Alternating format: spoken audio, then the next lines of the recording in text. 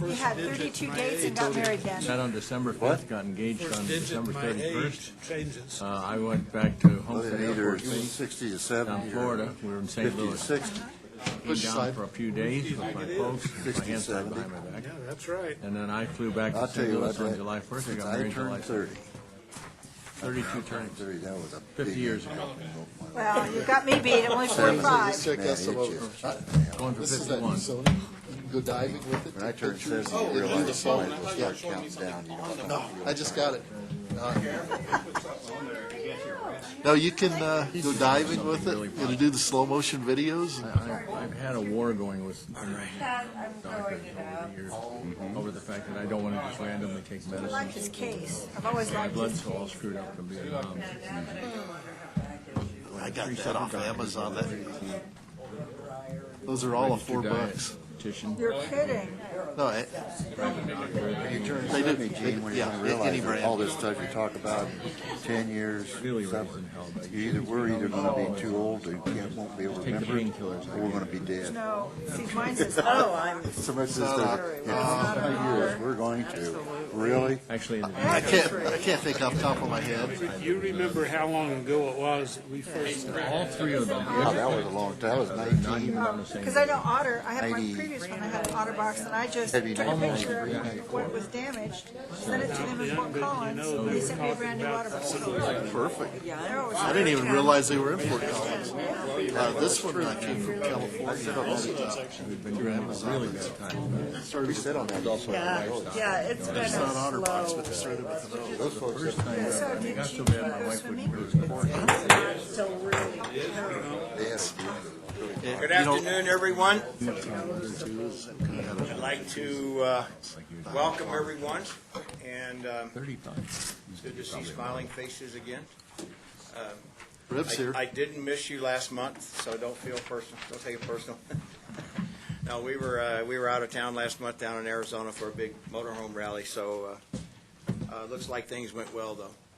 So with further ado, let me read our statement here. The purpose of the statement of the Citizens Advisory Committee of the Pikes Peak Rural Transportation Authority. The primary objective of the CAC is to ensure the capital maintenance and public transportation projects and programs approved by the voters during the November 2nd, 2004 and November 6, 2012 elections were accomplished with PPRTA funds.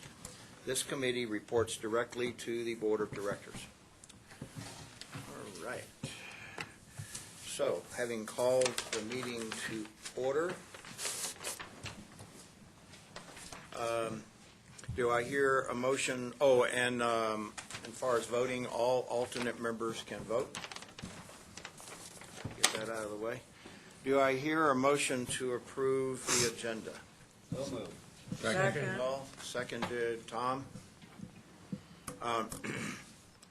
Any public comment for items not on the agenda, first by the members? Anyone in the audience have any public comment? Thank you very much. Seeing none, we'll move on. Do I hear a motion approval of the minutes of the April 5th, 2017 regular meeting? So moved. Second. Tom, or Bertha? Ms. Beverly, financial reports.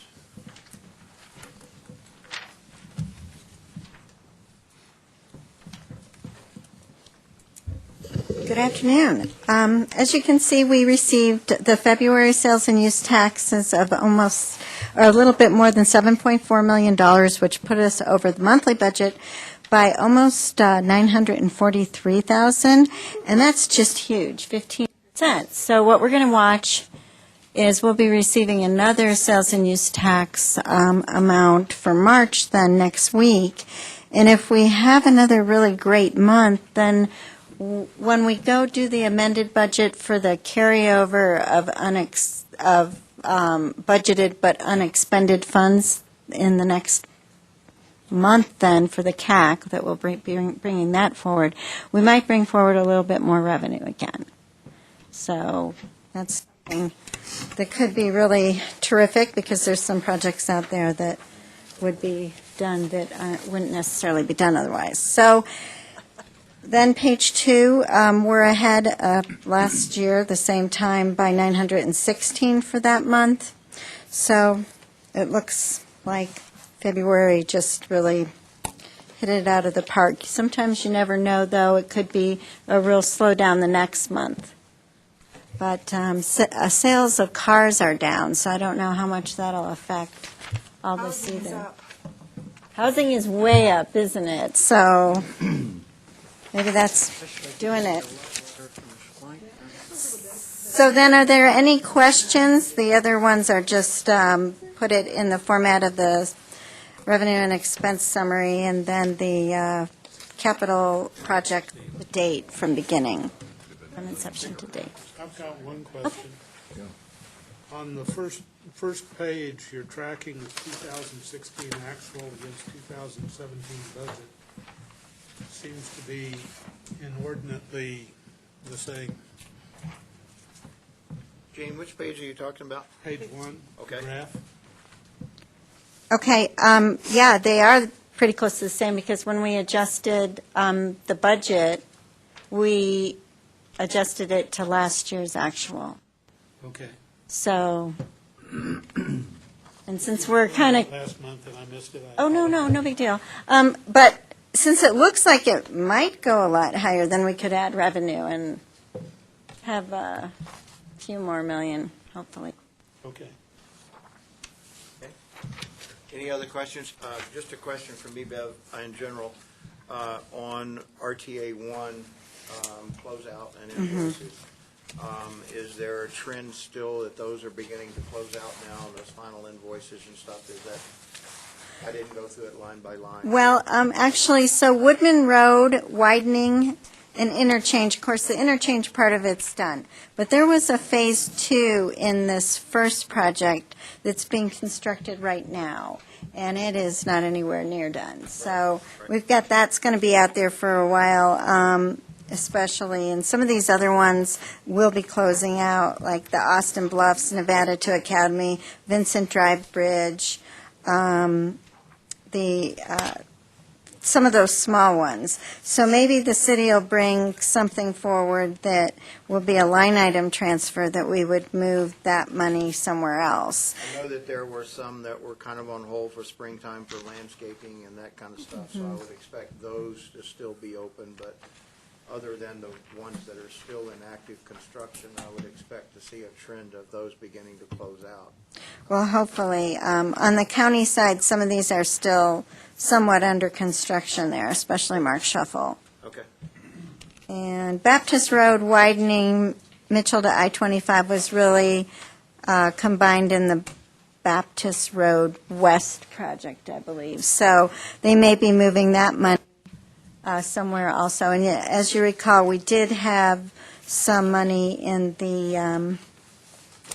where did that go? In the pool still, Right. that they may allocate to something, possibly Mark Shuffle North. I guess that's where I was leading is to, They may be leaving those amounts kind of there, and then so that when they're ready to, when they know what they want to do with Mark Shuffle North, move them, Okay. do a line item transfer to Mark Shuffle North. okay, thank you. Any other questions for Beth? Thanks, Beth. Thank you. Item number 6, 2017 capital maintenance and public transportation contract, City of Colorado Springs. Good afternoon, Mike Chavez, City Engineering. Rick handed out a new contract list, that stapled sheet that it's got a couple extra contracts at the bottom that are attached. We have a couple walk-on. I'll go through 1 through 10 and then talk about the last 2, although they're just pretty straightforward construction contracts. We have, first 3 are supply contracts for the operations division, and they're for $100,000, not to exceed $100,000 per year. And we're not actually giving them $100,000 work. It's just kind of a placeholder as they order concrete. They'll monitor the budgets and use those to. They'll use whichever suppliers they deem they want to use, up to 100 each, if that. We have one for the sidewalk grinding, where that kind of grinds off the trip hazards, which is a very economical way to make our sidewalks ADA compliant. So there's a $50,000 not to exceed contract for that, for precision concrete cutting. And then they have, what is it, 5 equipment rental contracts. Again, those are just placeholders. If they need to rent equipment, they have the availability to do that. I have a question on those. Okay. In the past, on these equipment rental contracts, you guys came in and at least identified the bigger pieces that you were renting: pavers, rollers, skid steers, mills on the front of skid steers, and these are just open-ended. So we have no idea the bigger pieces that you guys are renting at this point. Yeah, Dave, you want to talk? Yeah, please speak into your mic.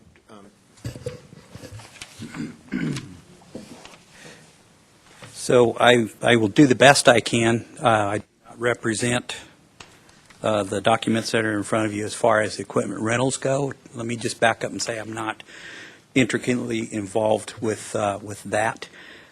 So I cannot answer as to why they're not listing the exact equipment that you're seeking to know about. So I can definitely, and I respect your question, I can definitely inquire and see if we can get that information provided.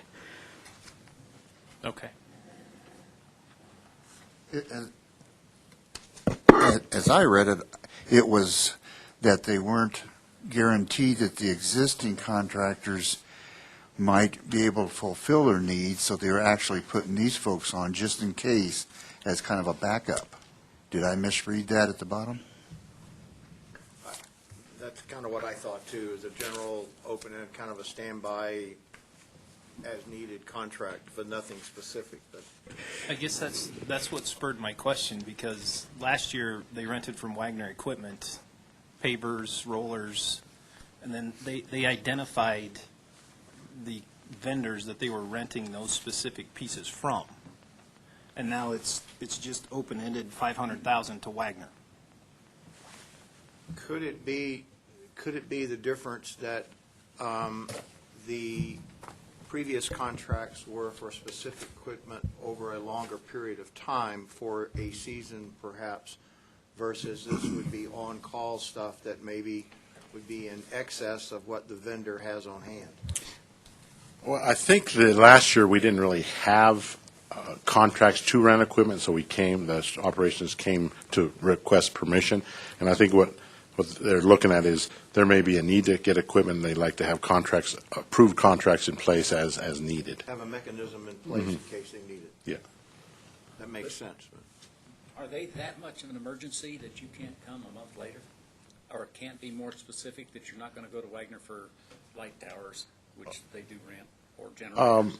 I don't think this is being couched as emergency. I think it's just, they want to be able to have contracts in place that if they need it, they can do it and not have to wait a month to come and ask on an individual basis. Do we have the ability to take this equipment that's rented and put it against the job it's assigned to? Or are you just renting this for maintenance, or?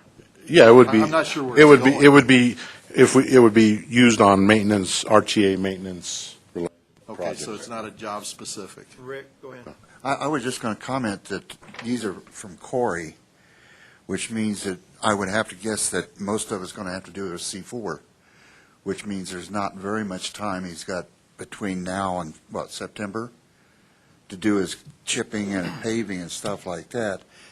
To wait 30 days is a third of the summer, a third of the season. Yeah, and I didn't read it any different than a material supply contract. He's got a mechanism in place, a contracting mechanism in place that's pre-negotiated at current value of zero, and if a piece of equipment breaks down on a job and the contractor can't fix it and get there, that would delay the job, they go to one of these companies and hire a piece of equipment to keep the job moving. I mean, that's how I read it, but and it's not specific. So, Tom? So is part of your contract operation here that you have you gave them a list of the type of equipment, and they gave you an hourly or weekly or monthly rate or something like that, so you can go, I want item 7 for 3 weeks, or do you have to then go in and negotiate? No, there's rates and hourly rental, so we can look to see if.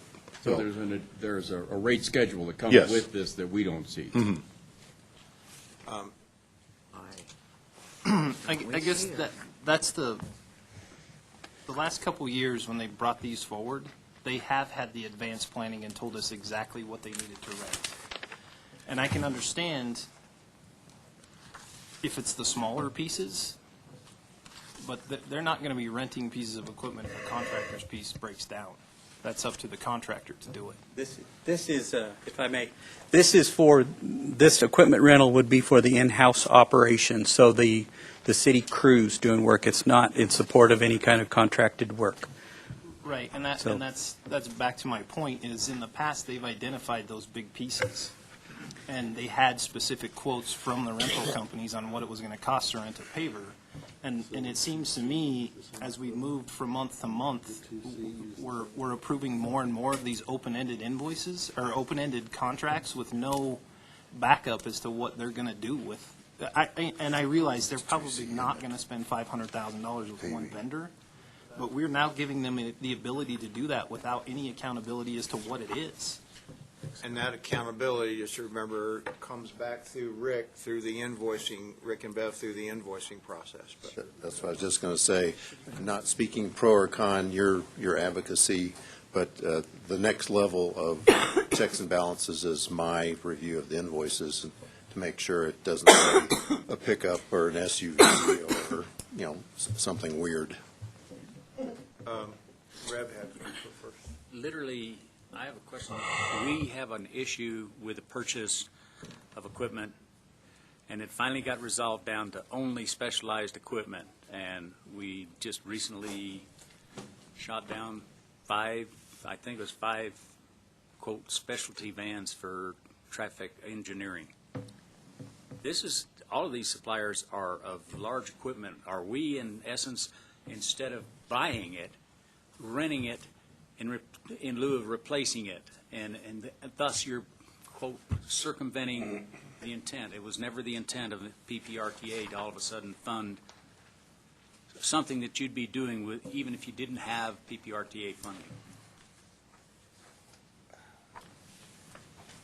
I'm not prepared to totally answer that today. I can say that the equipment that has been rented in the past, milling machines, pavers, I believe they've used skid steers and smaller equipment such as that.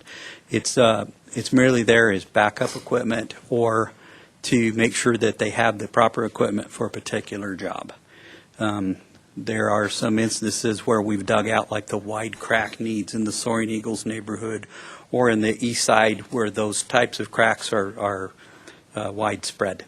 And so therefore it would require either a mill head for a skid steer loader for a couple of months or maybe a mini X to over X and do a full depth dig out. And it is supplemental to what the city has on hand. And it also what I envision of this and my past experience with it is that you've got an ability to get equipment if your equipment goes down to where you are maximizing your manpower. And the longer that they're waiting on equipment, the less efficient that you are in your operation. And then every day you wait, it's a day into the calendar year as far as getting vital work accomplished. So, Okay, I'm going to follow that up with a question. How does Rick know that that piece of paper isn't mismarked? Because I got evidence with me right now that it wouldn't be the first time. And when I say that, how do you know that that piece of equipment is being used on a PPRTA project and not a 2C project? none of that. There is no in-house operation supporting 2C. 2C, now that I can speak to, I am responsible, I'm in charge of the contracted programs. And all the work is contracted out, all the way down to flagging. So there's no support from, we do not call on the in-house forces to support 2C. Okay. John?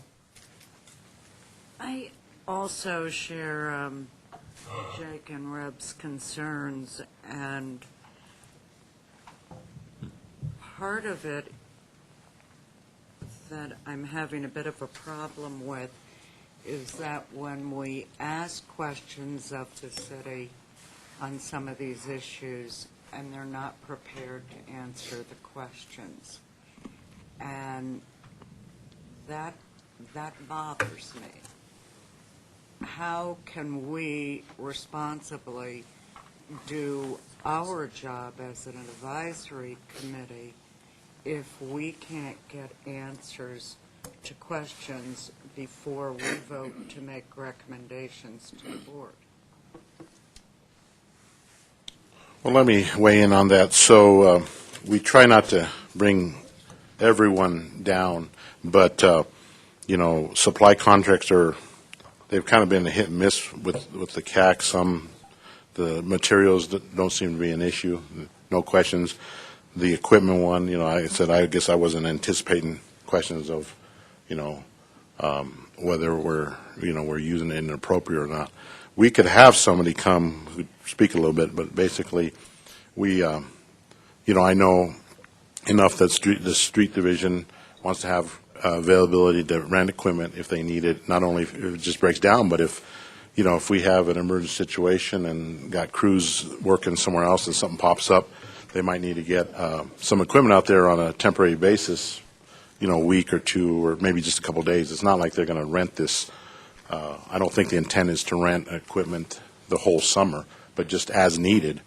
And hence, that's why they're not looking at buying equipment, because they probably can't justify buying extra, even small stuff like skid steers, but they may need to rent them occasionally. I'm not sure what to do on these as far as we could, that's the intent, the basic intent. If you want more specific answers from the manager that's actually looking at using them, we could have him come, I guess, and do that. Gene? I have several questions.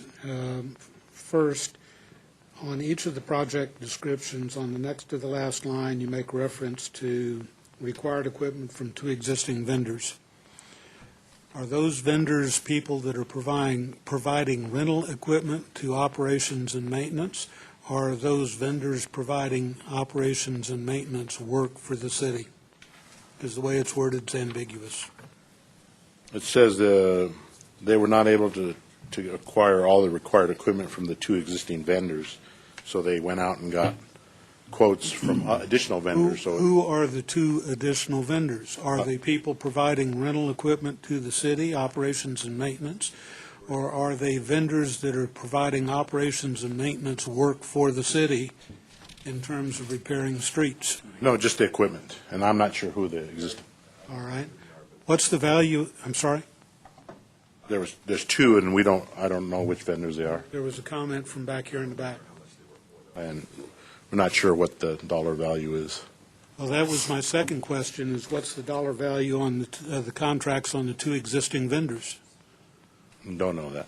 We could probably. So you think it's 200,000? 200,000 each? Yes. That's been their norm on your contracting when you put out a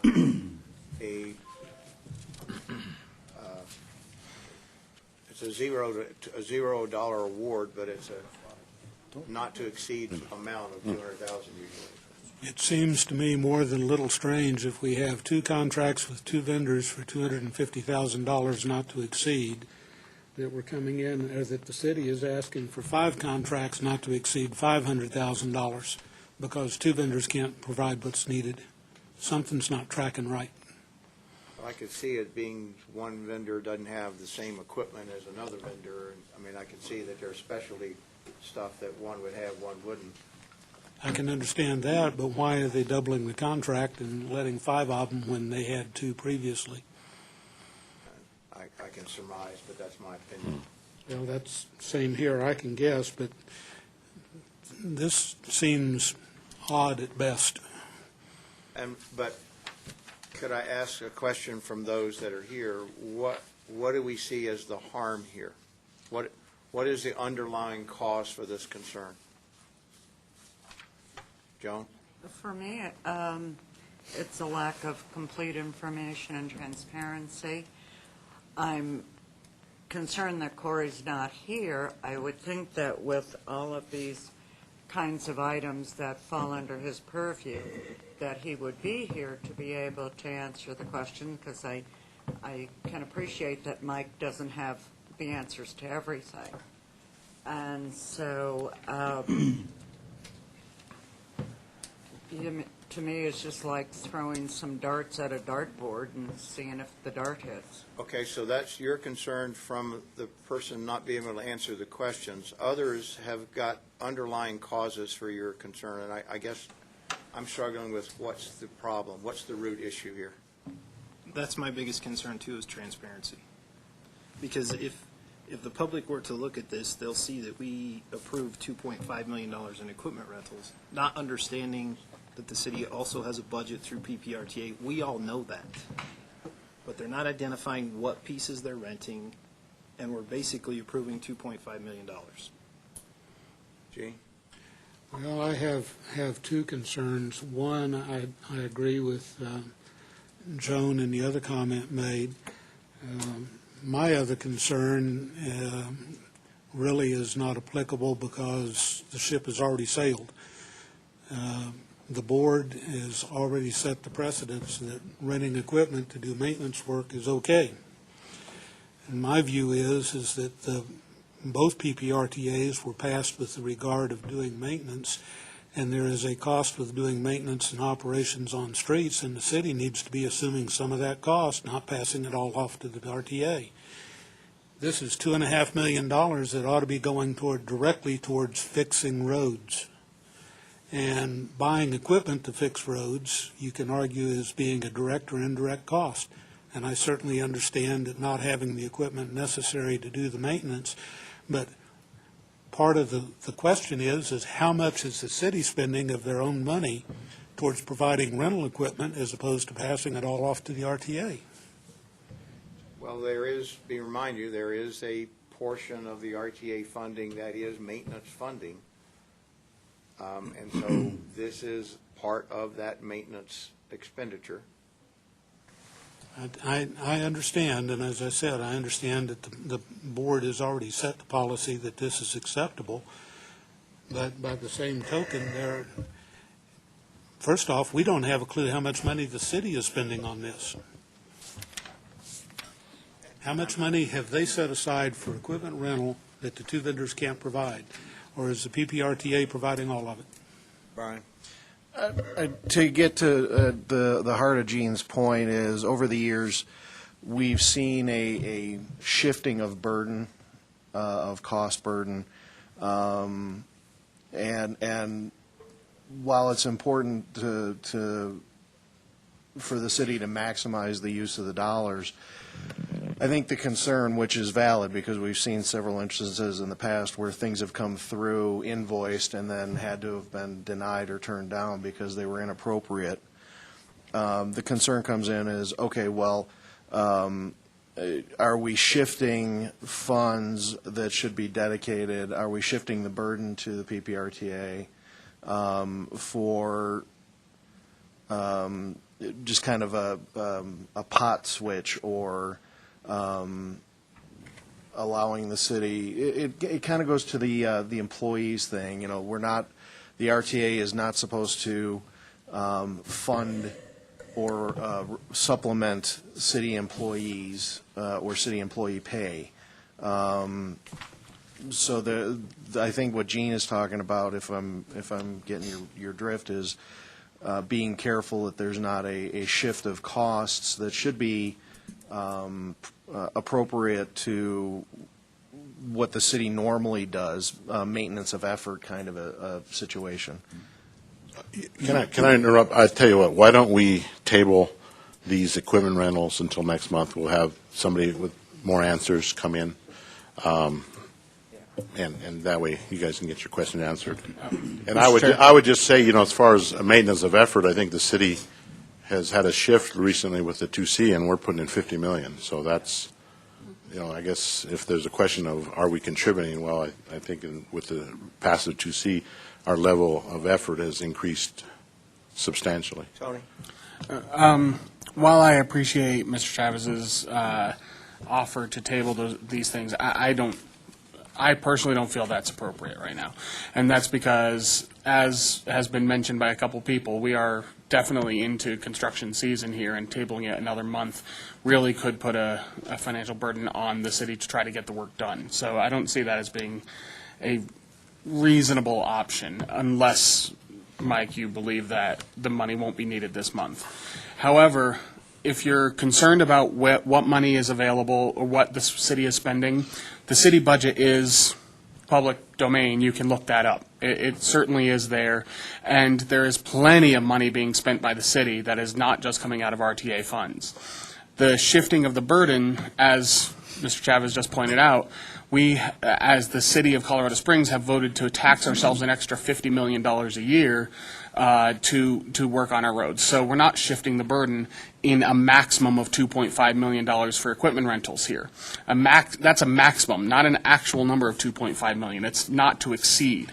I understand the transparency issues, the questions that some on this committee have with transparency, but I don't think that there's any effort here to hide what's going on. I am not seeing that at all in the city's intent here. I don't think they're trying to hide what's going on. I think they're trying to make sure that the work can get done using the funds that are already part of RTA for our maintenance here. I really think we should keep these in and approve them today. Under due diligence, I would offer an alternative, that we approve all of these, but at a limit of $100,000 apiece pending more information. $100,000 will certainly get them through this first month, all this kind of stuff. And then we get more information before we make a decision on the balance of the request. Make a motion, I'll second it. I make that motion. Second. But will that work for you? So so you're saying? What we're saying, Mike, is that we would approve or recommend today that each of these contracts go forward with a 30-day limit of $100,000 pending more information from your office before we discuss going for the full amount that you're requesting. Okay, and I guess I'll counter, we kind of had set a $200,000 for RT money, so why don't we? Understand, but this is a unique situation. We're only doing this for 30 days. And you come back next month and you give us the rest of the information and we make the rest of the decision. Before we vote on that, I'd like to just, not as a chair position, but share my personal opinion, and I don't see the issue. That these guys are asking for a contracting mechanism not to exceed $500,000 from several vendors from which they can reach back to in case they need them in order to carry out and maximize the utility of their personnel. There's been no evidence of any hidden wrongdoing, agenda, misuse of money, or anything.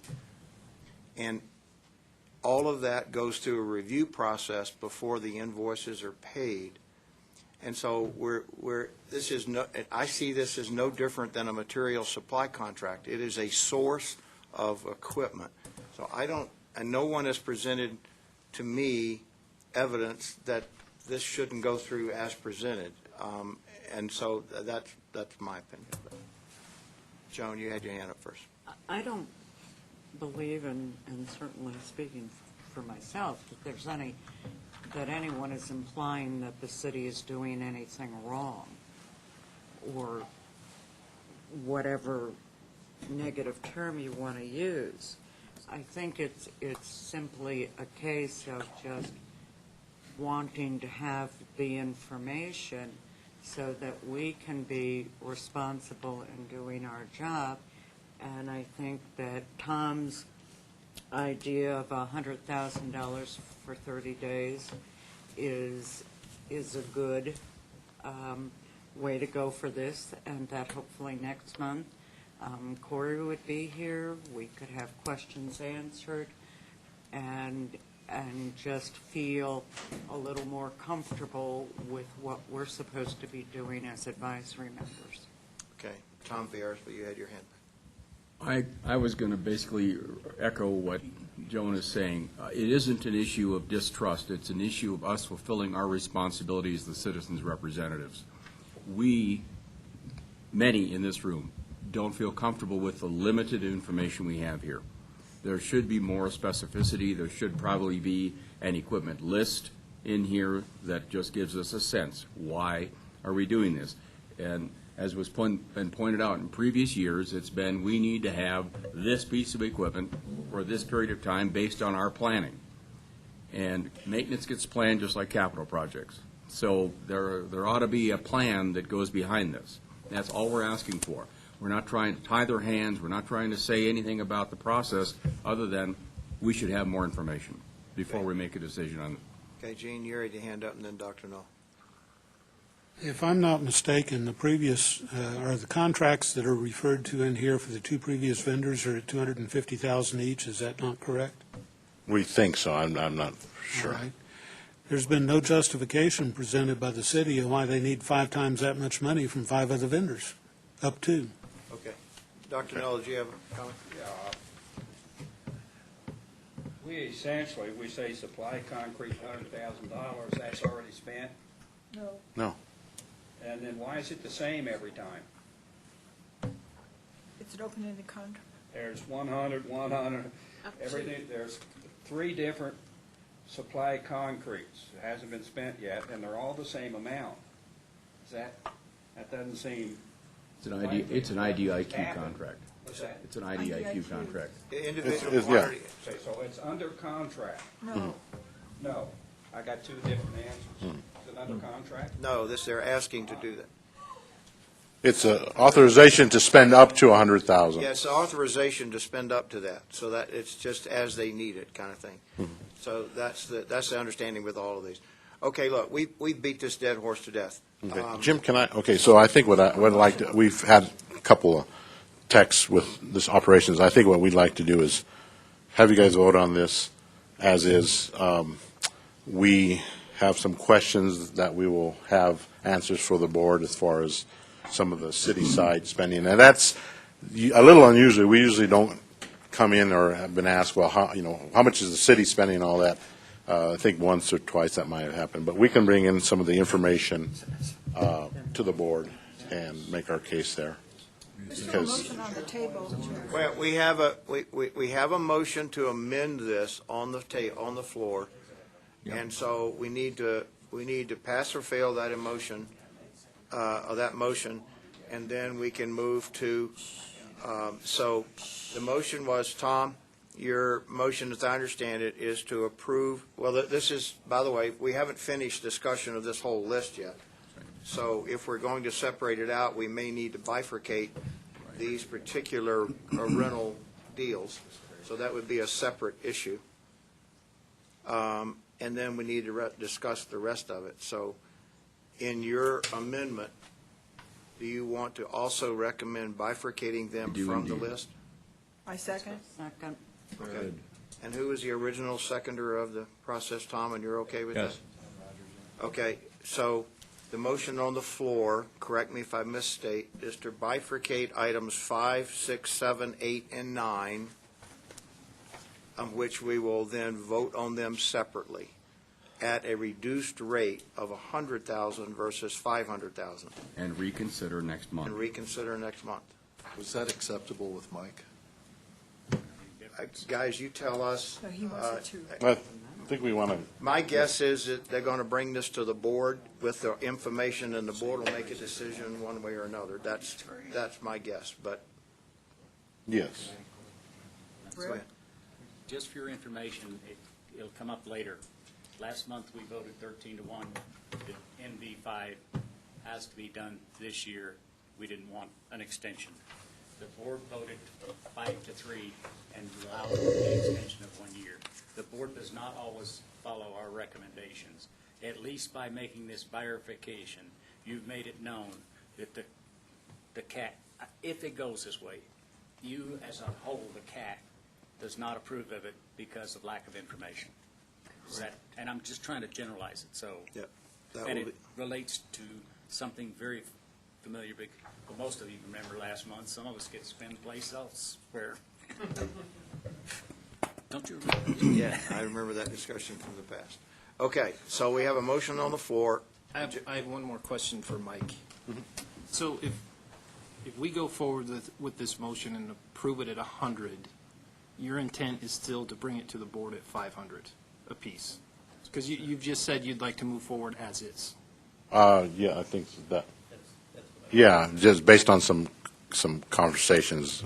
You know, Dave and I were thinking that it was not a big deal to put it off a month, but it's not. But apparently, you know, the people feel it is important to try to get it. Okay, so let's, we've got a motion on the floor, and let's see a show of hands. All those in favor of the motion as presented, say, raise your hand. To bifurcate? Bifurcate and lower to 100 for 1 month. 100K for 1 month. You're up, Cindy? Yeah. 1, 2, 3, 4, 5, 6, 7, 8, 9, 10, 11, 12, 13. 13 to 1. Or did you, all those against? 13 to 3. Okay. All right. So, Mike, you want to cover the last three? Okay, yes, so the next 10 is a change order to AECom on the Centennial Extension. We are splitting that project into 2 phases. The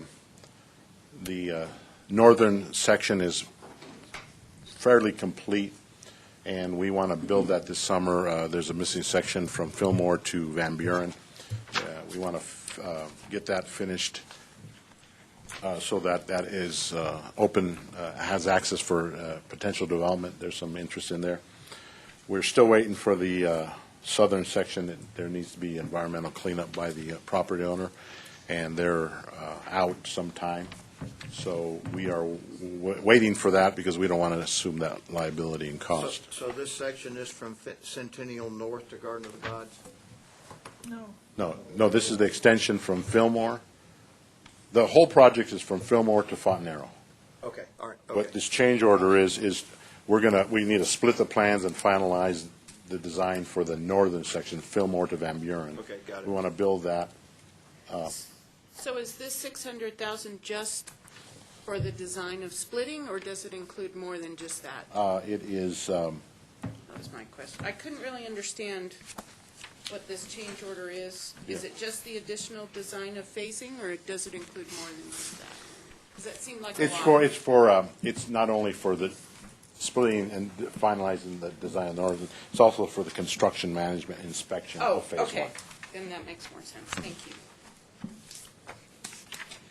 I'd like to ask a question. Okay.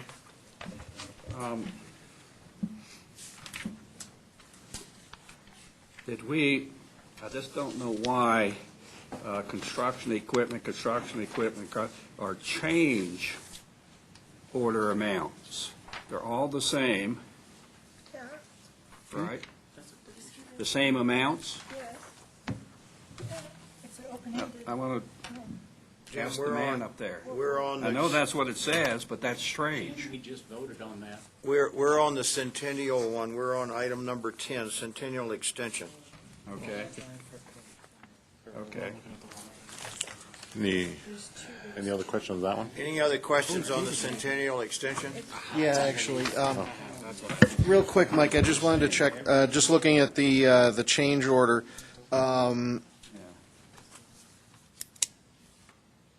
it appears to me that you're now, instead of, are we changing to a phased construction Yes. from a single Yes. phase? Okay, so so my understanding is, if change order 4 there, the 608,119 is an additional cost as a result of phasing the construction. Yes, and I didn't have the split.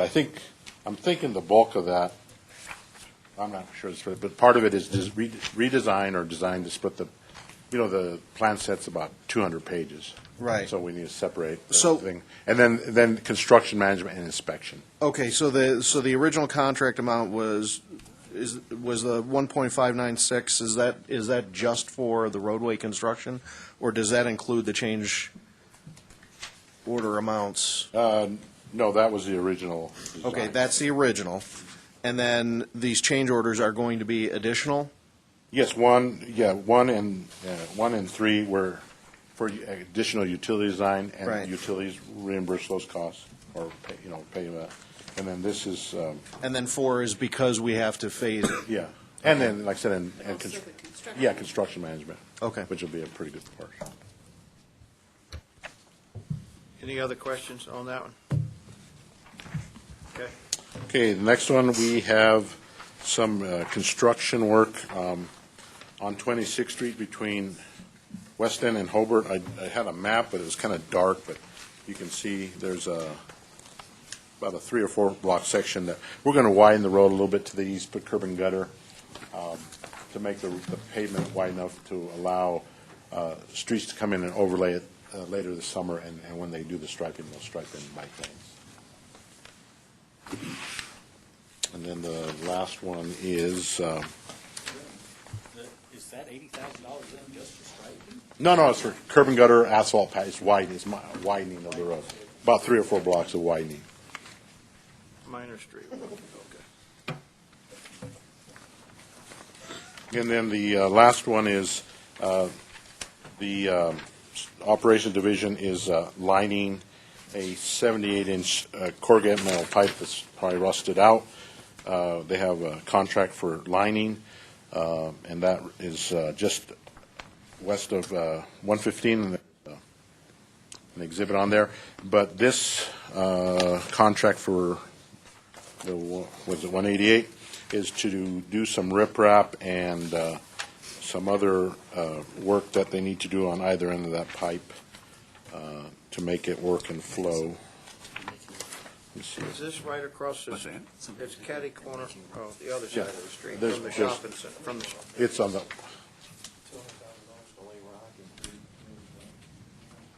It's not as easy as you think. Mike, I have a question. mhm. You have a contract with TZAC already that has a greater than a 200. I'm trying to remember whether it was 300 or 500,000.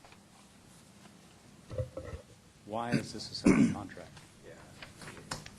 I don't think there was any limit. You could do, it was phased contract, similar to what you're trying to do, similar in nature to the rental, and otherwise. And it wasn't it task, I think it's task orders, I think 200,000 and a yeah, maximum of 300.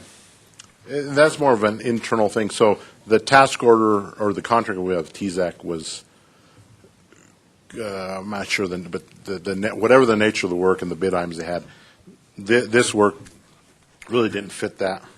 So rather than try to force a contract work, we just said, give us a price. We got prices, and we just figured we'd come and just get a contract approved. I could speak to that. So the contracts that are being referred to that are on hand that we have to utilize do not support placing of riprap at this volume. They do not support repairing the inverts in pipe and things such as that. This is not a pipe repair, what's being presented today. This is for riprapping either end of that particular project. So that's where we did come with, I think it was last month, with the new lane inliner and for that lining project for the internal of the pipe. This is on either end of it. We looked into this and found that we could not use the existing roadway drainage contracts because they did not have riprap in them. And then also there are some city contracts that are designed for greater sized drainage projects, and what I'm understanding is they are not PPRTA contracts. So therefore, we went out to get 3 bids to have this riprap plate to support this project. I don't remember. okay? I was just wondering, I was informational. On the second page, if the contract amount is $80,698.50, is that job bid, or does the same person get it? The same company get it? I apologize, I'm not seeing the number. That's the lane. Contract amount, The bike lane one. PPRTA 80 That's million? Yeah, Lucky Dog, and that is a bid project. They submitted a bid, and that's the contract amount. Okay. Okay, so you took bids from more than one vendor? Yes. Okay, Yep. thank you. Why are they not listed? That's okay. Okay. Mike, what were the other two vendors? And which one? Redline? DRX and Redline Pipe were the other two that bid on this. They came in at $288,000 for one They went out basically at one. and $299,000 for the other. So a cost savings of $100,000 by awarding to, TZAC Heavy Construction, so. Okay. Gene, you had a question? I do, and it's more for you and Rick to make certain that I've learned something while I've been here. On the Centennial Boulevard item with regard to the 78-inch culvert, because that's 78 inches, that's technically a bridge, not a culvert. And this is a bridge repair. And as a result of it being a bridge repair, that means that we are authorized to spend RTA money for riprap and the like on the approaches to that bridge to ensure the stability of it after the repair work is done. Is that a correct understanding? Yes. Thank you. And before we vote on everything, I have a question later on the sidewalk grinding, but I'll wait on that. Are there any other questions right now on the Lake Avenue riprap? That was the one that we were talking about. Okay, so Gene has expressed to ask a question about the sidewalk grinding, which is item number 4. Pardon my infamiliarity with the current RTA, but does grinding sidewalks fall under the purview of streets maintenance under that?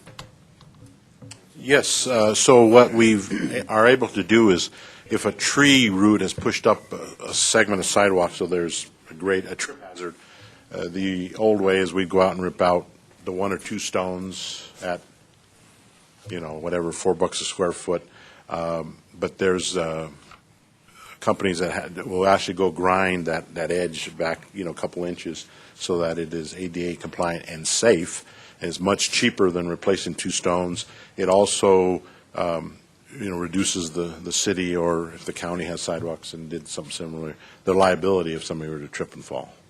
But more to Gene's question, I think Sidewalk maintenance. curbs and sidewalks are part of street construction and maintenance of the transportation process. But they're not a City right. separate line item? Does that answer your question, Gene? Well, let me see what Rick has to say. He's on his way up. And I wouldn't take a bet with Rick or argue with him on anything that he says either. Thank you. The RTA state law is very general on transportation. It includes pedestrian transportation, which would be sidewalks. So the interpretation we've been using for the 12-plus years is anything in the right-of-way, and sidewalks are normally in the right-of-way, curb and gutter, pavement, and the extensions of the culverts or bridges or pipes out either end, and especially on the upstream side, I've been generous in allowing removal of trees or riprap on the upstream side, because I'm not an engineer and I can't say that if you don't have riprap 50 feet away or 60 feet away, then the bridge might be endangered by a flood. So I've been generous in allowing more riprap outside of the right-of-way on the upstream side to protect the bridge or All right. culvert. Is there going to be any issue with this with regard to the downstream side? I'll have to Have to wait inspect. and see. I'll have to inspect it after the case, and in which case I might challenge it. All right, thank you. The question for Corey is how do people get this sidewalk grinding on the city's list?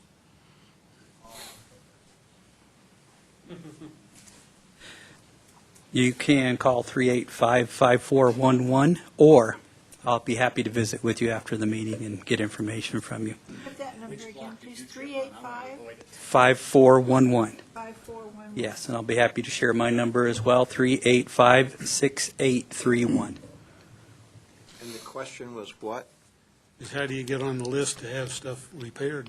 Okay. All right, I misunderstood. How do you get it on the A list? And I'm going like, Oh, no. Well, okay, all right. our, I'm like, whoa, okay. It's convoluted. All right. I wasn't sure where that was going. All right, got that now. Our standard procedure is to assign an area, a street, or a few block area that we've received these types of complaints from. And also where we have panels of sidewalks, like Mike was explaining earlier, that are within 1.5 inches displacement, where you can shave them. Where it is a cost savings to all of us as taxpayers to do a shaving instead of a full R&R. If your displacement is greater than 1.5 inches, we're money ahead to actually do R&R. So, And I would just like to take an opportunity to plug Colorado Springs app on your phone, if you have a smartphone, where you can stop, take a picture of a pothole, plug it up, it goes right to the guys, a sidewalk that's chipped up, it goes right into their system, they respond immediately, and it's now recorded in the city. It's a very efficient, simple way to report issues, and so I use it all the time, and I encourage you, if you don't have it or you haven't seen it, it is a very good app. So And they do actually you can respond. download it. It's called GoCo Springs. If you go into the Play Store, it's GOCO Springs. But it's a super app. You can take a picture right there. It uploads. It takes the geo coordinates and it sends it right to the city. And usually within half an hour, you've got a response that has been received and registered, and then you'll get another email, and the lady says it's now been put in the logbook. So it's a very useful app to report stuff. Real quick, too, for anybody who, like me, doesn't like to be tracked by Google, so keep their geotagging off, you have to turn that on to use that. It's because it geotags the picture. So you need to turn the geotagging on and then remember to turn it back off. Not everybody has a marked pass. They don't want to. Okay, so we have two issues here on the table. Any other further discussion on any of the others? So let's take this in this order. We will first vote on the list minus the 5 we bifurcated. Okay, so that's everything except the equipment rental. I move approval. I have a motion to approve. Second. Brian, second. Any further discussion? All those in favor say aye. Aye. Any opposed? Okay, motion passed on, that would be all except items 5, 6, 7, 8, and 9. Okay. So now I hear a motion to vote on, We already did. oh, we Yeah, did already. yeah, we did. Sorry. Okay, all right, thank you. You're in the motion made today. Sorry. Don't get so emotional. I think you haven't gotten back from your trip yet, Jim. I'm glad that horse is dead. Okay, member governments, other reports, transit, Brian.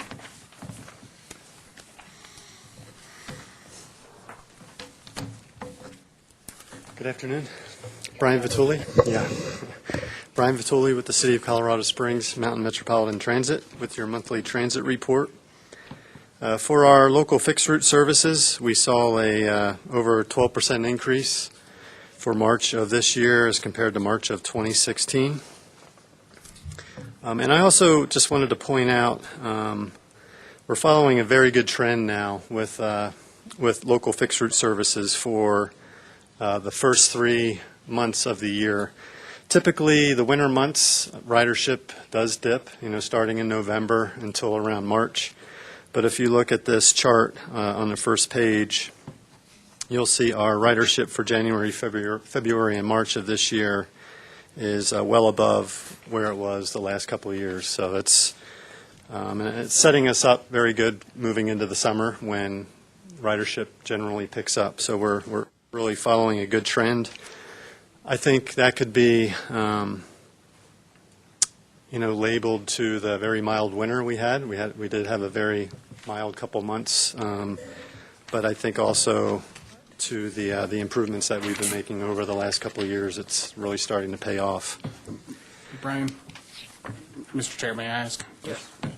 Brian, just real quick, do you have any comparisons with ridership now versus before everything was cut 10, 12 years ago?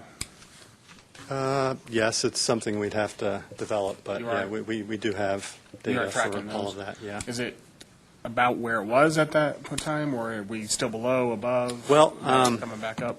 Yeah, we had a lot more service before the Right. Great Recession. We operated a lot more revenue hours. But, you know, if you remember last year, 2015 was the first year that we Back up the main. got over 3 million trips since 2009. So we're kind of in that same position right now, but with less service. So, Okay.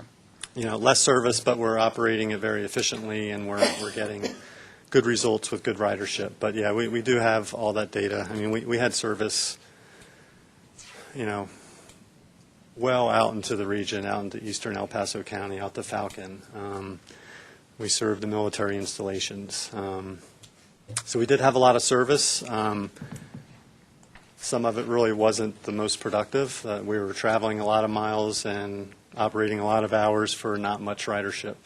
So, yeah, we did shrink the system, but we're a little bit more efficient now. But I might point out, though, that the demographics of those outer-lying communities is significantly different now, particularly Falcon, than it was in 2007 in terms of residents and potential customers.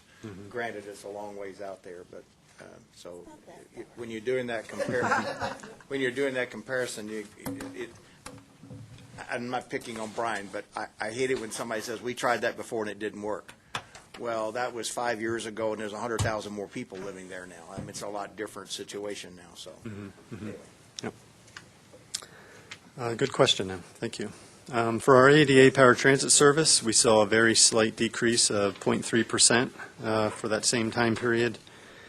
And our van pool ridership is still showing a decrease. And I've been told that we're looking to have, starting next month, we're looking to have some new metrics that will a little bit more accurately track our van pool services. Because, you know, just looking at the table under van pools here, you'll see a year ago we had, 1,300 revenue service hours. Now we have a little over 1,000. And one thing to point out is, as opposed to fixed route, when ridership is poor on fixed route, we still have to operate all of that service. So we're still paying the same amount, but with less ridership. But for our van pool services, we're operating less, but we're paying less too. We're only operating what's needed. So, and this table just doesn't really reflect the performance of the van pool. So we're looking to improve that for the next month.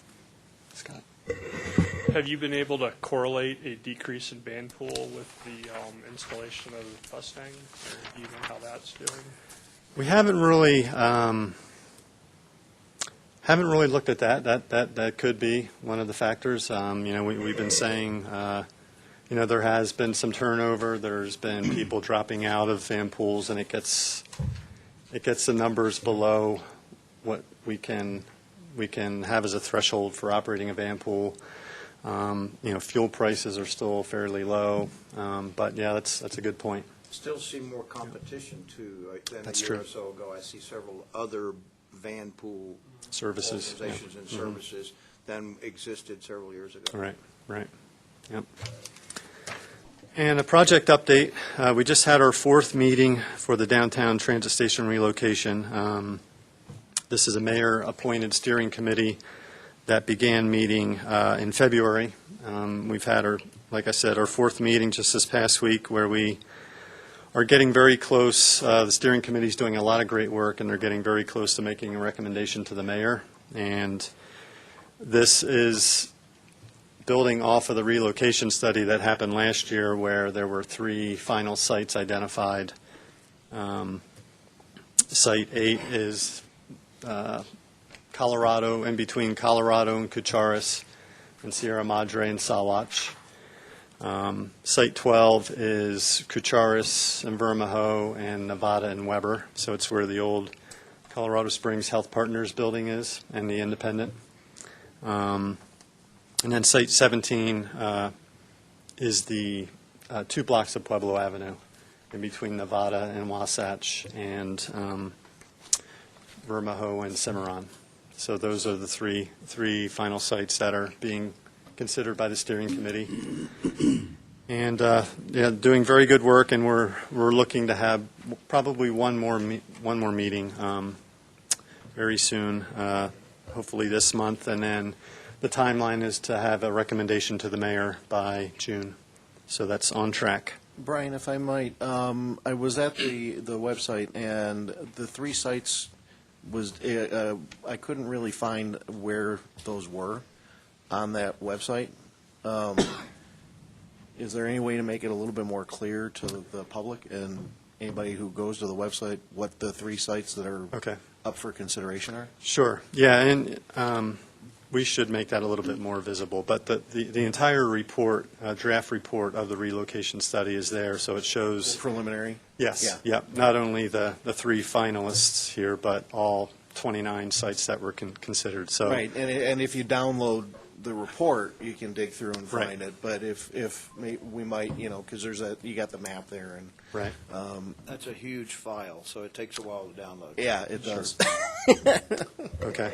Yeah, we'll see if we can make that a little bit more user-friendly. All right, thank you. And Sunday, we implemented the first phase of our fall 2017 service changes, and these were mostly just some time point adjustments to a few routes, and as well as we reinstated the seasonal service for Manitou Springs. So we have another bus operating on the Incline Cog shuttle up Ruxton Avenue, and then the entire Route 36, which operates back and forth on Manitou Avenue. So that's up and running.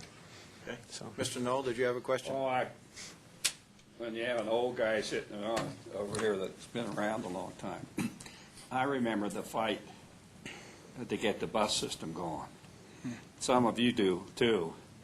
Said it'll never work. Everybody said people won't ride the bus. Yeah. I guess they were wrong. Well, they're still riding it. There's some people. Mr. Chair? Mr. Chair? We had a big fight. I read in the paper that some congratulations are in order for an award in southeastern Colorado. Is that correct?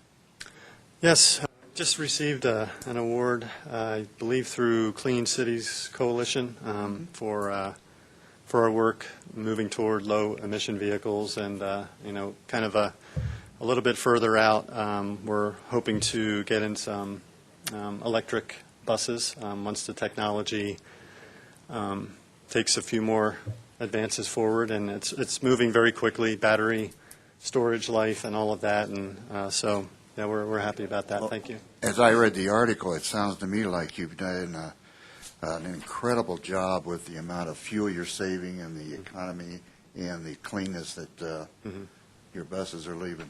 Right. Congratulations. Thank you. Thank you.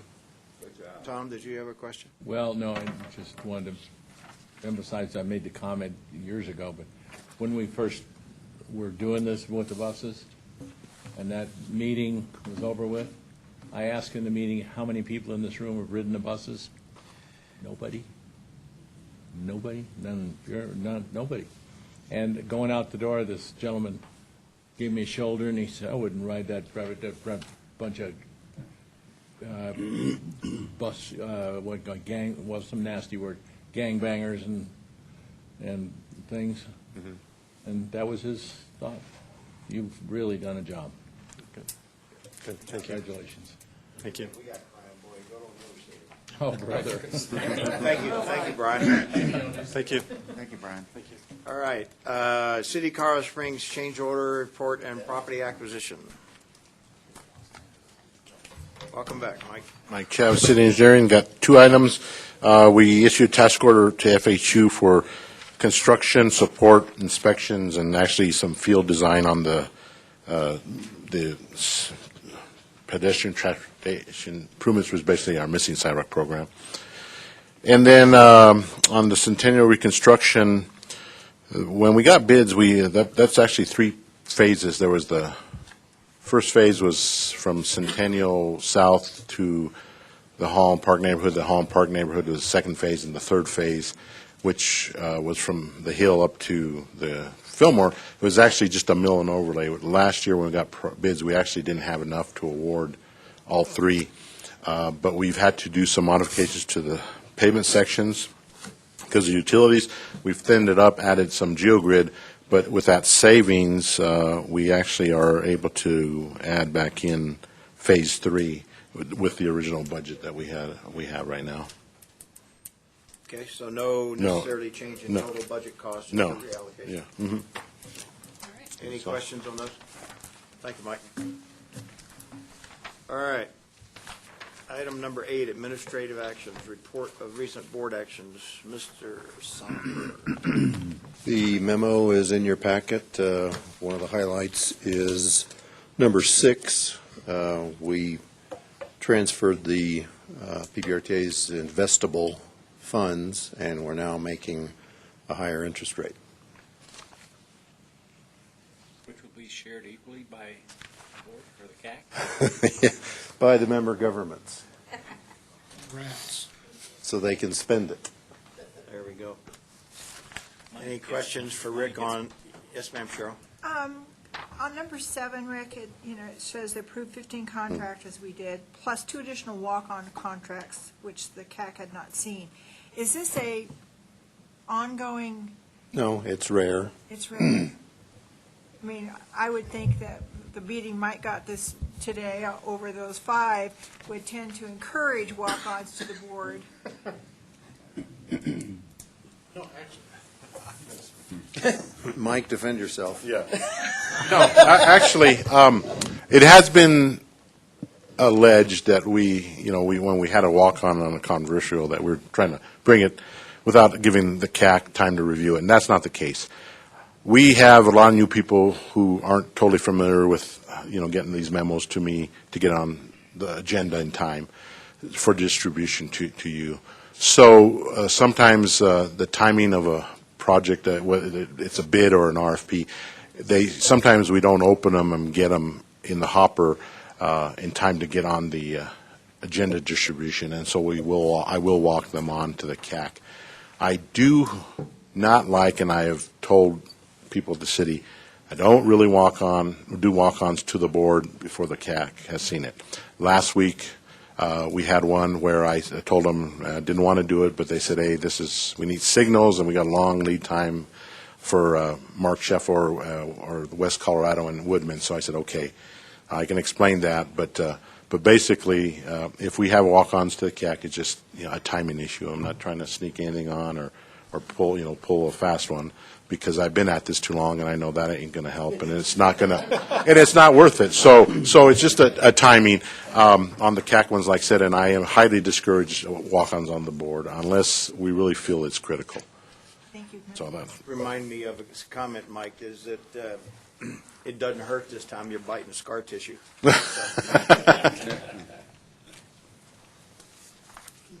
All right, item 8B, the board policy number 10. Jim? Yes. Quick comment about the discussion on the walk-ons.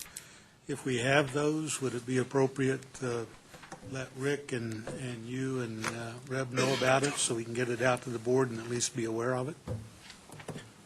Typically, we discuss, Rick, correct me if I'm wrong, or you want to describe the process?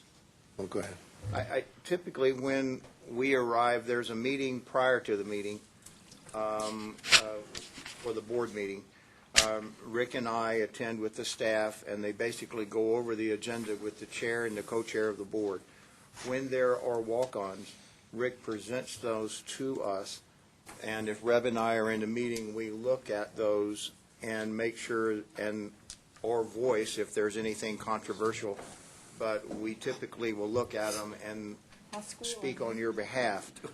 In the case where there's something where we think the board or the CAC may object, the board has in the past deferred that, where unless the city or unless the member government showed a critical need, and then the board made a call.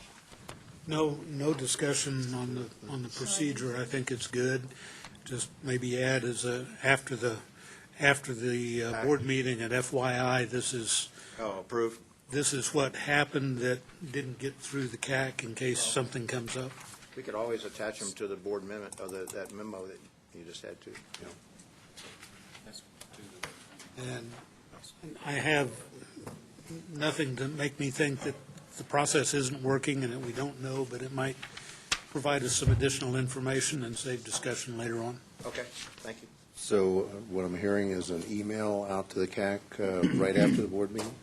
Is that what I'm Would an hearing? email to you guys saying this was a walk onto the CAC, here's the item, here's their decision, would that be satisfactory with everybody? That's not a big burden on you, is it, Rick? Would it be easier just to put it in the minutes? Or your report of what the board meeting Go covered, with the email.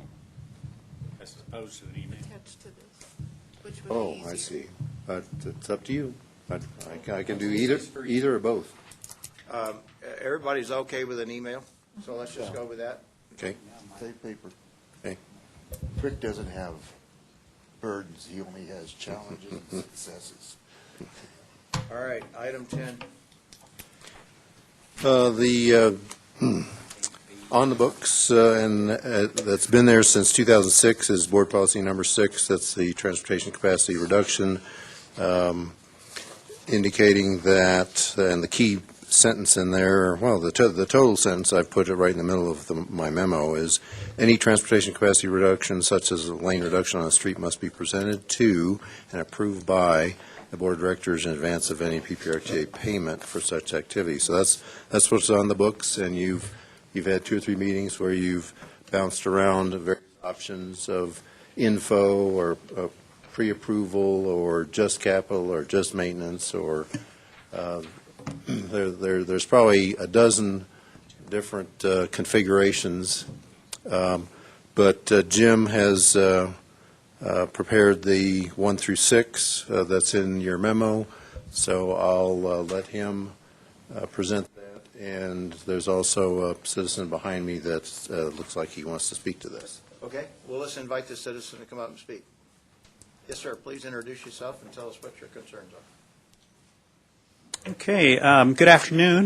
My name is Carlos Perez. I'm a citizen in Colorado Springs. I've been living here 23 years in Colorado Springs, and I'm going to ask that this committee to recommend to the Board of Directors to vacate Board Policy Number 10. Now, before I begin, I do have some prepared remarks, and let me just go ahead and pass that out so you guys can follow along.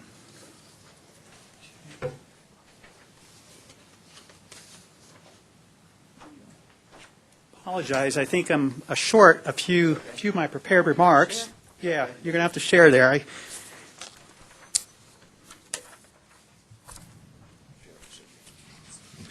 All right. First, let me provide some relevant background information. I live 1 block off Research Parkway and was affected by the traffic calming debacle in my neighborhood. Research is a substandard, underutilized arterial roadway that encourages speeding. To walk from my house to the grocery store 3 blocks away requires that I cross 17 lanes of high-speed traffic. I spoke with one of my neighbors about this, and she is terrified to cross Research with her preschool daughter.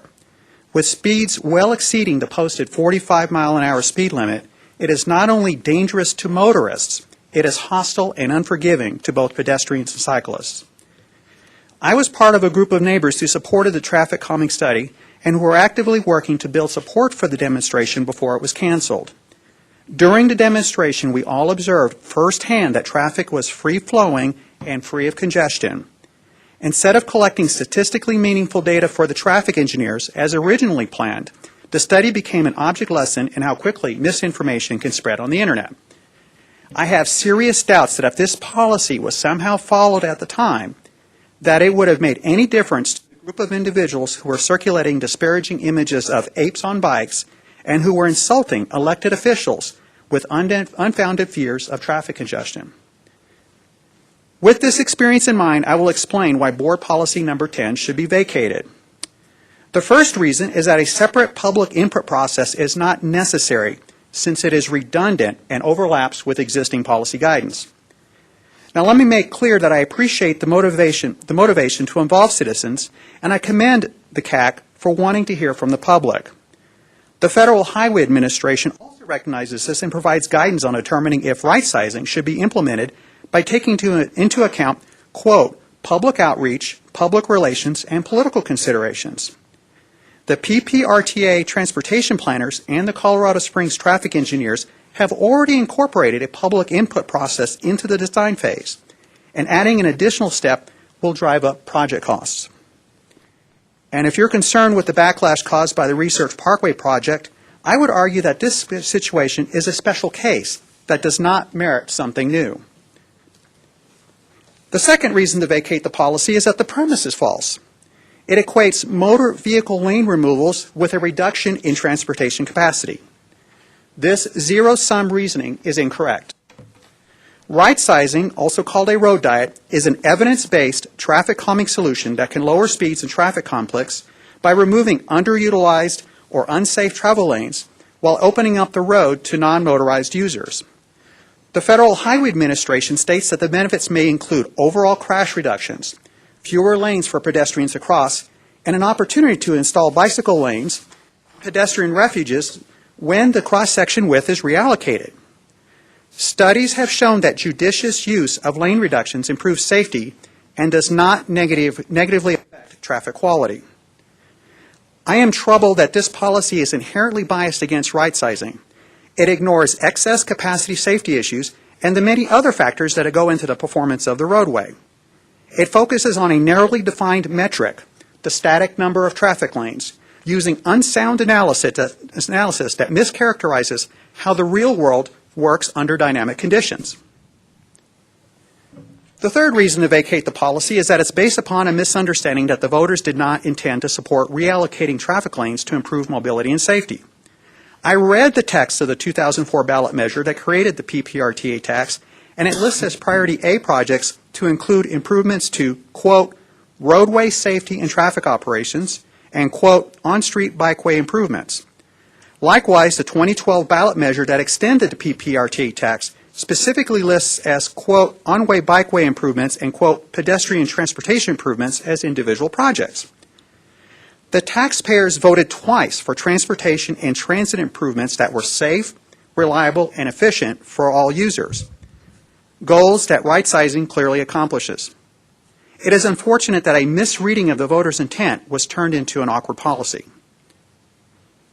You will find, as I have learned the hard way, that you will not achieve unanimous consensus from recalcitrant motorists or insular homeowners.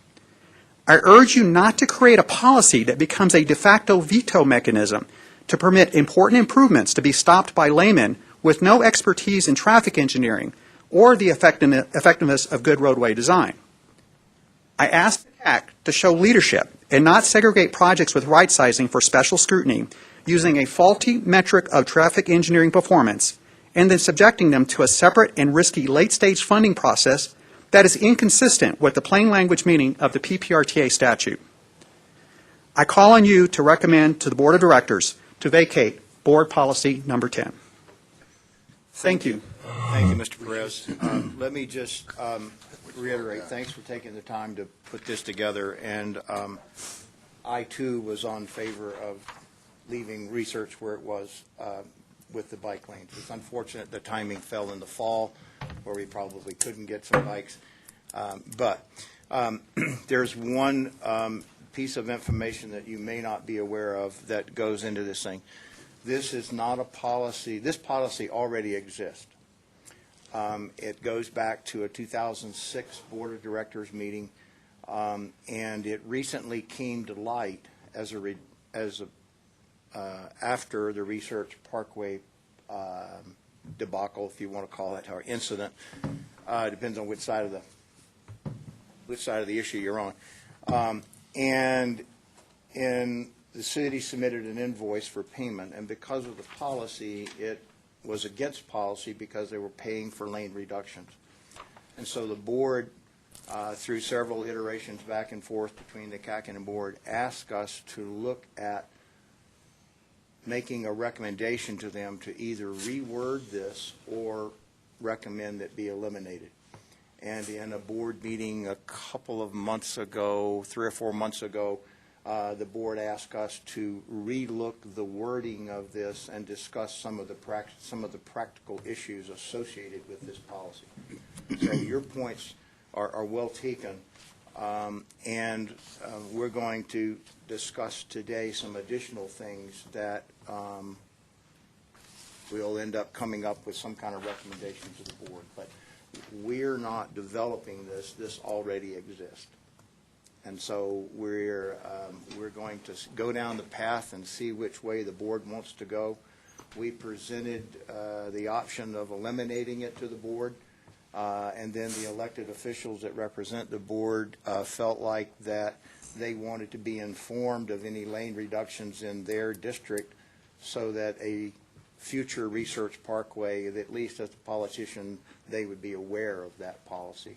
So the discussion that's about to follow is to formulate a recommendation to the board. Were there any questions for me as a private citizen who lives 1 block from research? Any questions? Well done, Mr. Perez. Thank you very much. Appreciate it. Mr. Perez. I'm sorry.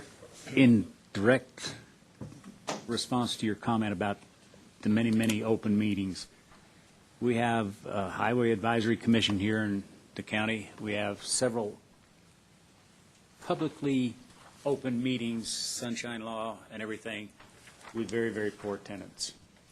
And out of respect to the electeds, and specifically to those on the board, they spend an awful lot of time and cannot attend all of these meetings. Some of our meetings are out in eastern El Paso County. Some of them are close to the Kansas border.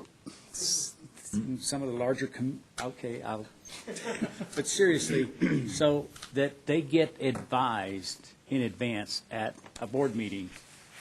They are not questioning the ability of the engineers to best utilize what's there. In other words, Research Parkway was done with a master traffic plan in place. We just revised the one for the county this year, updated it, and changed, downsized some stuff. The county recently, Mark Sheffel South was part of the PPRTA 1. Is that right, Jennifer?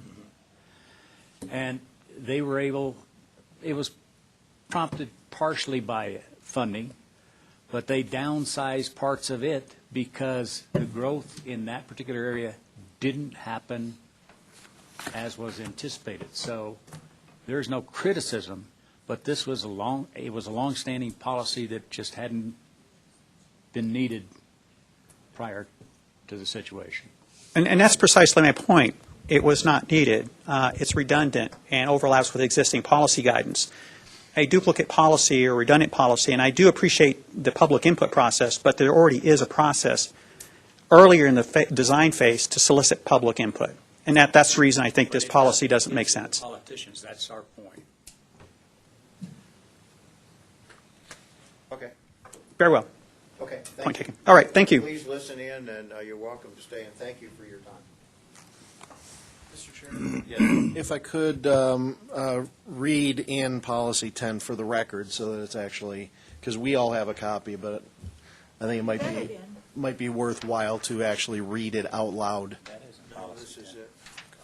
It's a reworded one. No, this is Cheryl's version. Oh, this is, My suggestion. That's Oh. Cheryl's version. well, and then, so it might be actually good to have Rick read it in, the actual, what actually exists. He did read it. It's in your memo, right? It's in your memo.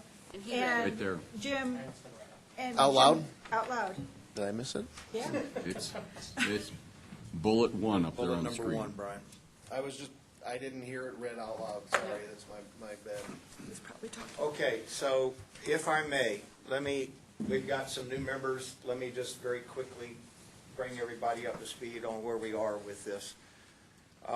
And first of all, let me thank those of you who have submitted inputs and suggested rewrites. Thank you. They were all read and considered. And so I just spent 1,800 miles behind a windshield thinking about this once in a while. When you're riding through New Mexico and Arizona, there's really nothing else to think about. But let me try to couch this a quick refresh. So this came about in 2006 because somebody down in Cheyenne Mountain Road or Cheyenne Canyon Road, the city reduced a lane, and a prominent citizen complained, and the board discussed whether or not they should pay the bill when they didn't know this was going on. And anyway, so bottom line is they created this policy 10 to say that before any lane reduction activities are taking place, the board needs to know about it and approve it ahead of time. My personal input was totally politically motivated in terms, and it was specific to one particular project in general. Jump forward 10 years, and we are now faced with a situation of growth around the city where the city engineers are doing their best to try to manage traffic in a safe way while making it safe for pedestrians and bicyclists. And despite what some people think, there is a bicycle master plan, there is a road plan, and so this policy came to light when an invoice was submitted to Rick, and during that process, it was mentioning for lane dieting or lane reduction type activities. And so we brought it to the board, was that it's against policy number 10, do we need to pay it? So we went to the board, we discussed it here, we went to the board, they discussed whether or not to eliminate it and the need for it altogether. About that time, some new commissioners came on board, and they felt like that given the negative feedback that happened as a result of Research Parkway, they didn't want to get blindsided by a utility or somebody doing something in their district, and they wanted to know about it ahead of time. And so they asked us to review this and come up with maybe some rewording or something that would be more palatable than the existing policy. So here's where we stand. So what I put together, I think you guys got a copy in your, it's up here. Well, there's actually a policy discussion, there it is. Okay, that's it right there. So I put that together and sent it to Rick to give us kind of a jumping off point for discussion. Before we get into this, I'll withhold I won't withhold them either. This is, in my opinion, is how far do you want to open this can of worms? Because there's so many other things that are applying to this. And as we've heard from the city and others in the past, lane striping is done under maintenance or city funds in some cases, and it can be done under 2C when they completely redo something at $50 million a year. They're out there rebuilding roads, and they decide because it's the right thing to do from an engineering perspective, they reduce a road or put in a bike lane or whatever the case is. And that's not part of our TA. So we've got that component.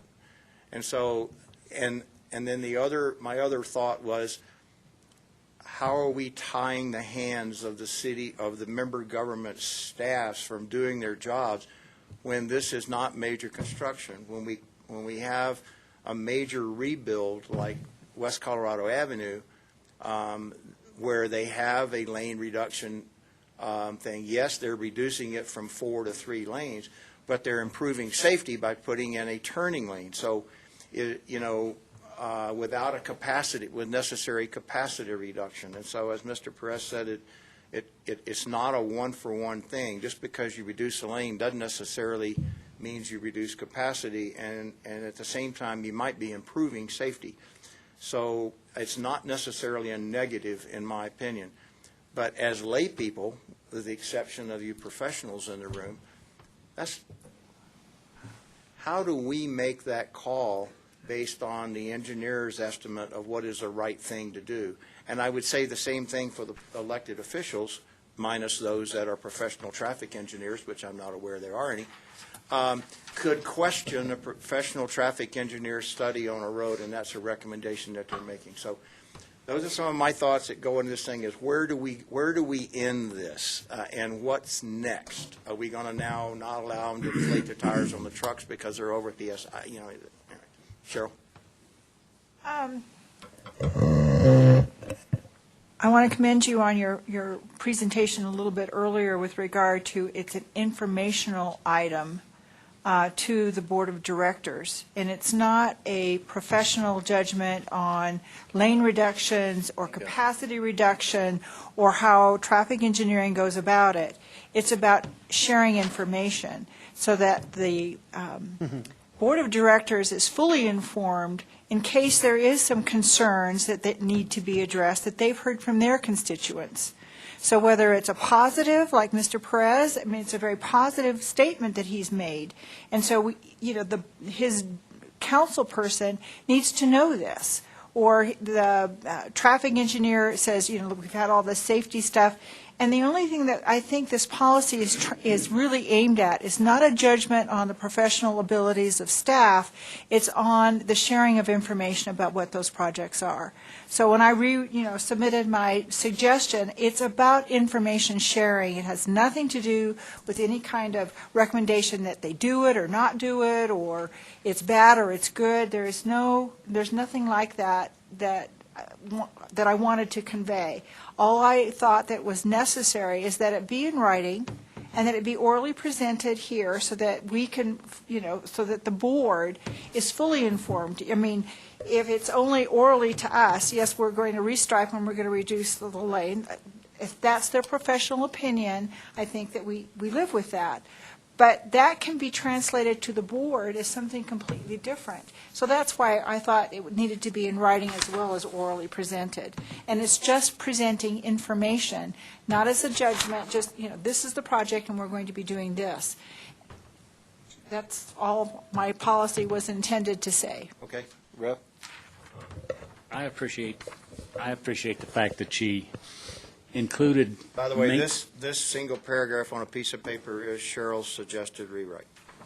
That she included both maintenance and capital.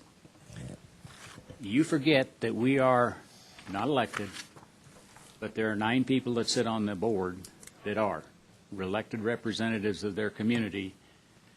And maintenance, it primarily applies to the city.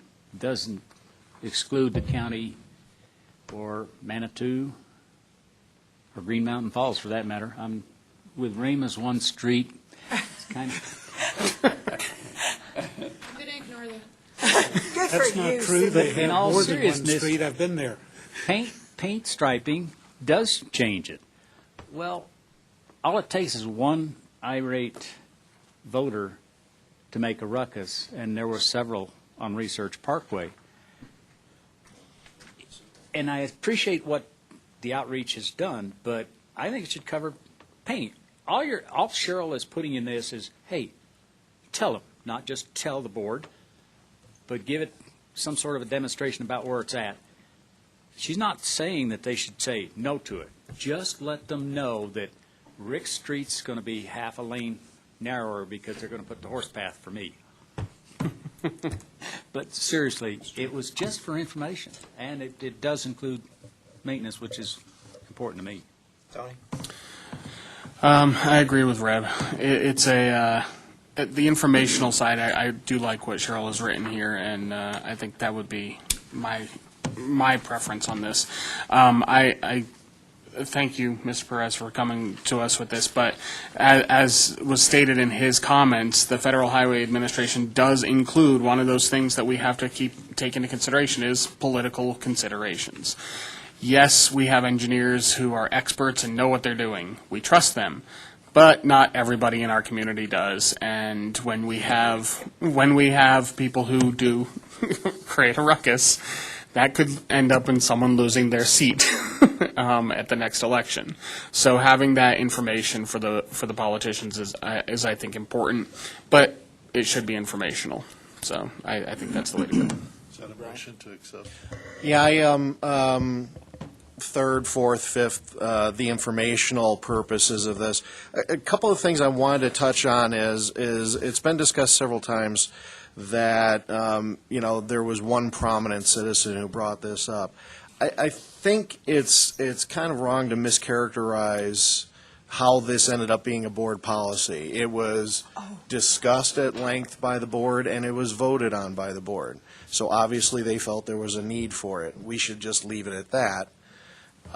They've asked us to revisit it, and I agree that it should be an informational for all the reasons that we've discussed.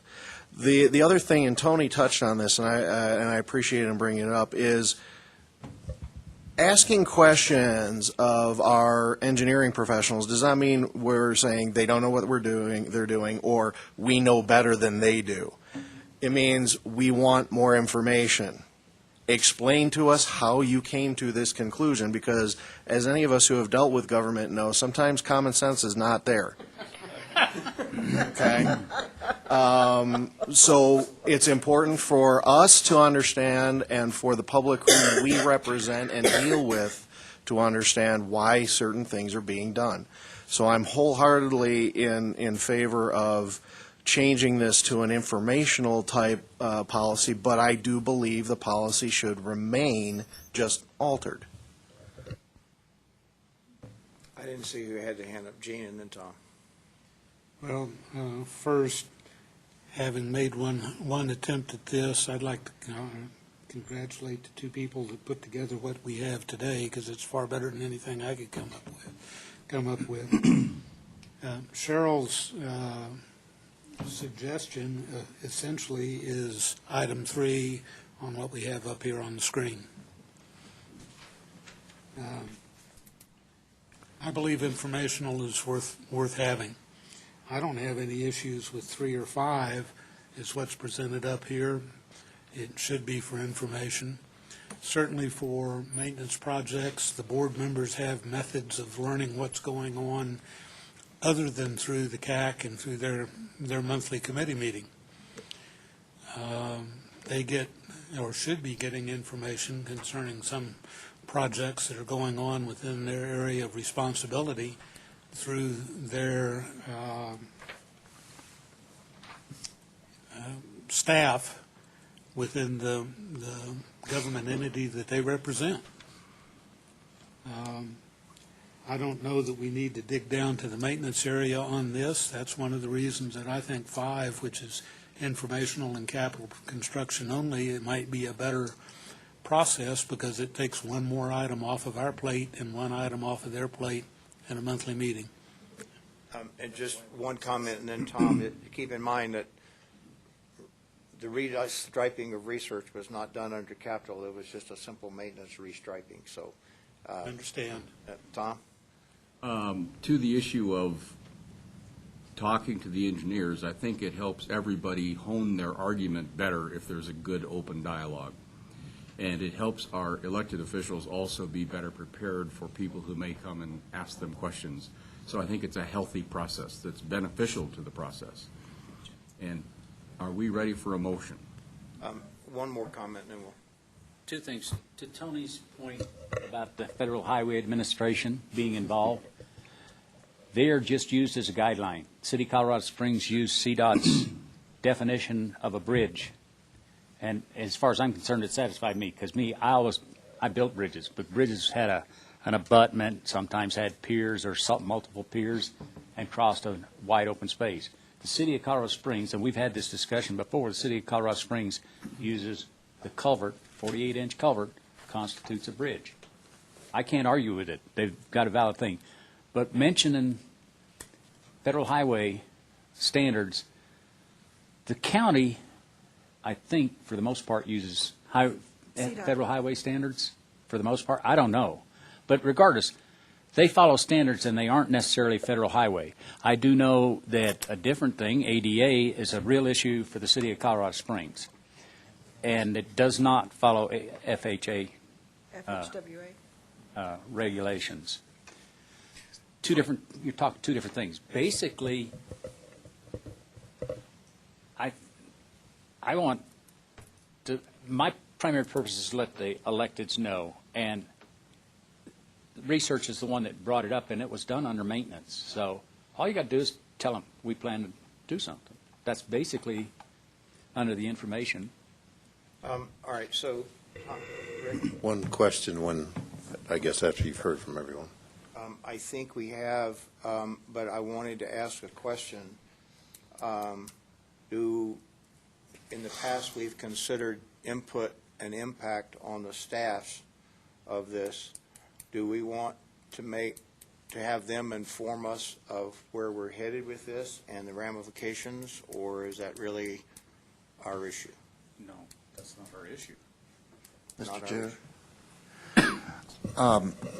I'm in favor of number 2 for 2 reasons. One is that I really am against micromanaging, and getting into the deep grass like this is micromanaging.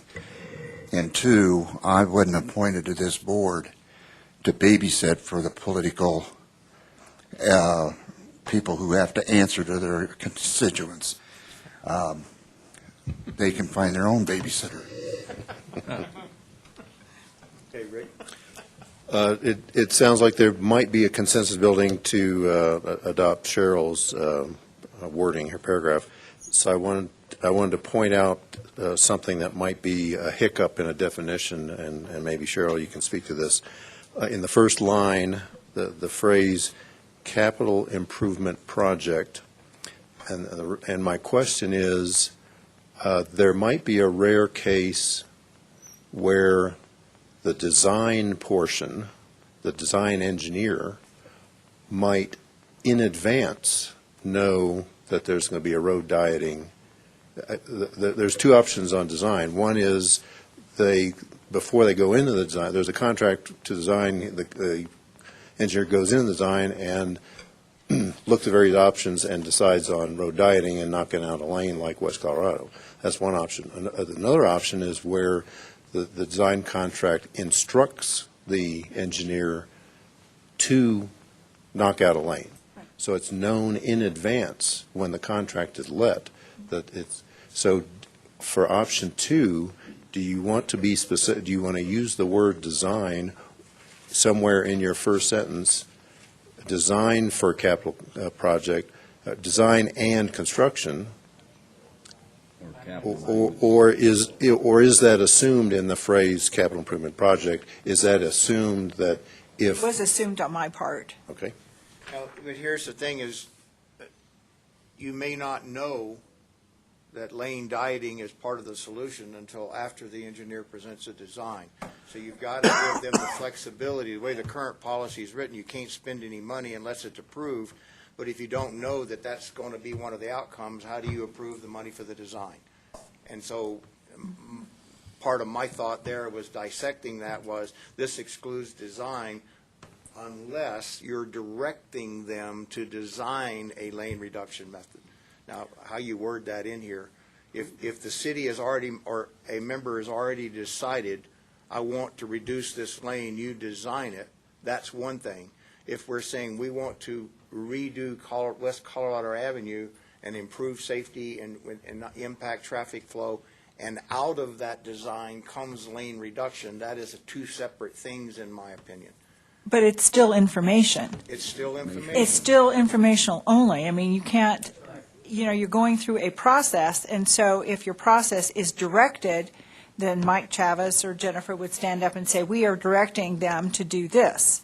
If it's an outcome of public process and all of that, and then Jennifer or Mike are directing their consultants to move forward with that, and they present it that, it through the public process, it has been determined that a lane reduction is a safety and a better capacity project.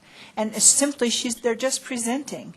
And in doing such, then at the board knows that it's been, this is what the outcome is. I'm backing off of saying yes or no on whether you do, a lane reduction or a capacity reduction or dieting or whatever it's called. It's simply, we're directing them to do that. This is why. We did the second example, as you said. We conducted a public process, and out of that, the best design is a lane reduction.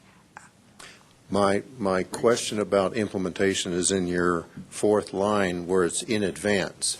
So Ah, if Mike Chavez knows in advance that he's directing the design engineer to reduce a lane, then he needs to bring that contract through the CAC and the board before it's let. yeah, just take out it in advance. You're absolutely right. Good point. Well, but in advance matches your first line where you say planning. So planning is in advance, and the word in advance is in advance. So I'm quizzing so that I know how to administer this and enforce it. All right, while you're thinking on that, Rev had a question. I'd like to ask Mike and Jennifer, because Jenna's taken, or the county's taken over, but basically it was a joint venture. Colorado West Colorado, is unique, or I say unique. And at what stage, normally, do you come to the idea that you should reduce the lane for engineering and safety, whatever reasons you have, in the terms of the voters voted on West Colorado without any idea, and as some of you know, the budget, it's way over budget in terms of what was anticipated and what is normal, but there were some issues that weren't even known, other than the fact that this has got to be addressed, and the voters voted for it. I have no problem with it. And ultimately, the engineers decided to reduce. Well, it's in addressing the question like chicken egg type thing. You can't do anything without having some idea. When do you actually have some idea? I know Colorado was late in the process when you'd done some traffic studies and what the individual issues were, which you don't address in an item before the voter. I like this. I think it makes sense. The only thing that's a little ambiguous is whether when we hire someone to look at it, whether we know we're going to shoot for a lane reduction or it may be a possibility. What I'd like to do is avoid Rick saying, well, you didn't go to the board, we don't want to pay the design fee. So I think maybe the simplest thing would be if we just, the last sentence, if we say PPRTA construction funding for capacity reduction projects may not be granted without the board's approval. That way that gives us the latitude to have consultants work on it, and if we know we're going to reduce the lane off the bat, when we have the contract for the consultant, we can say, hey, this is where we're headed more than likely, and they'll know. There'll still be public process because, we just don't do it. That eliminates maintenance. No, construction, prepare construction. Any type of construction. Yeah, construction. So that, I said, I just want to be able to get somebody to look at a solution for traffic engineering solution, and if road dieting is right off the bat or comes about, I just want to be able to pay them, and we still will come to the board and the CAC and board and say, okay, here's where we think we're going, and All right, you guys hold your questions on Jennifer. You want to comment? Jennifer Irvin, County Engineer. I just want to say I have no problem with this policy, whether it's maintenance or capital. I think it behooves all of us to be as transparent as possible from the county standpoint. We've always tried to do that. And to answer Reb's question in regards to Colorado Avenue, our contract for that design process directed the consultant to look at all alternatives. So when we did that, we asked the consultant to look at all different alternatives, and I think in that case it's appropriate to have a contract with a design engineer.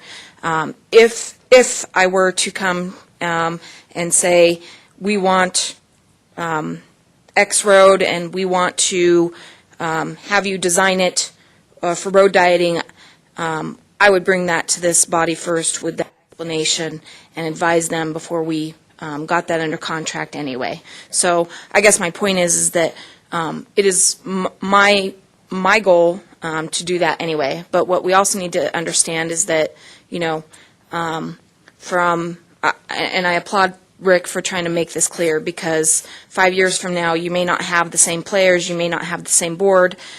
So I would encourage you to make this as clear as possible as you're providing this policy. So I have no issue with any of the discussion. Tom, and it may influence your My question would be to Mike. The issue of putting the word construction before funding, it further slices it, I think, whereas funding is just general, and keeping in mind this is informative, not approval. It's says if there's discussion about this, let us know. It's not saying don't do it. I mean, it's almost a distinction without a difference by putting that word in there. Just the idea behind it is keep everybody informed.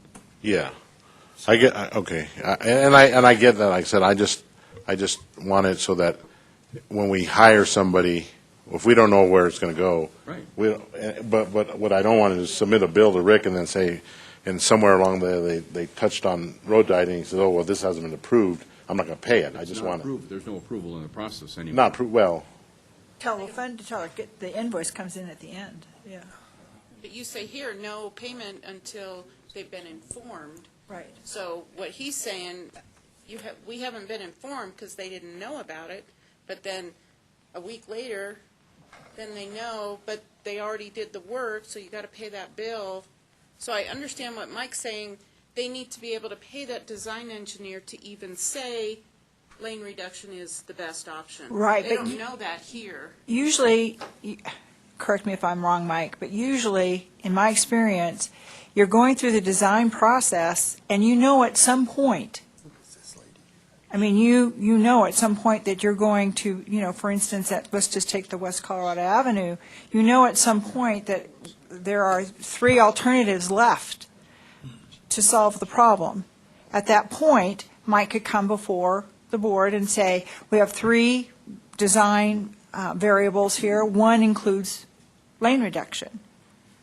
But what about that bill that happened a week ago? Yeah.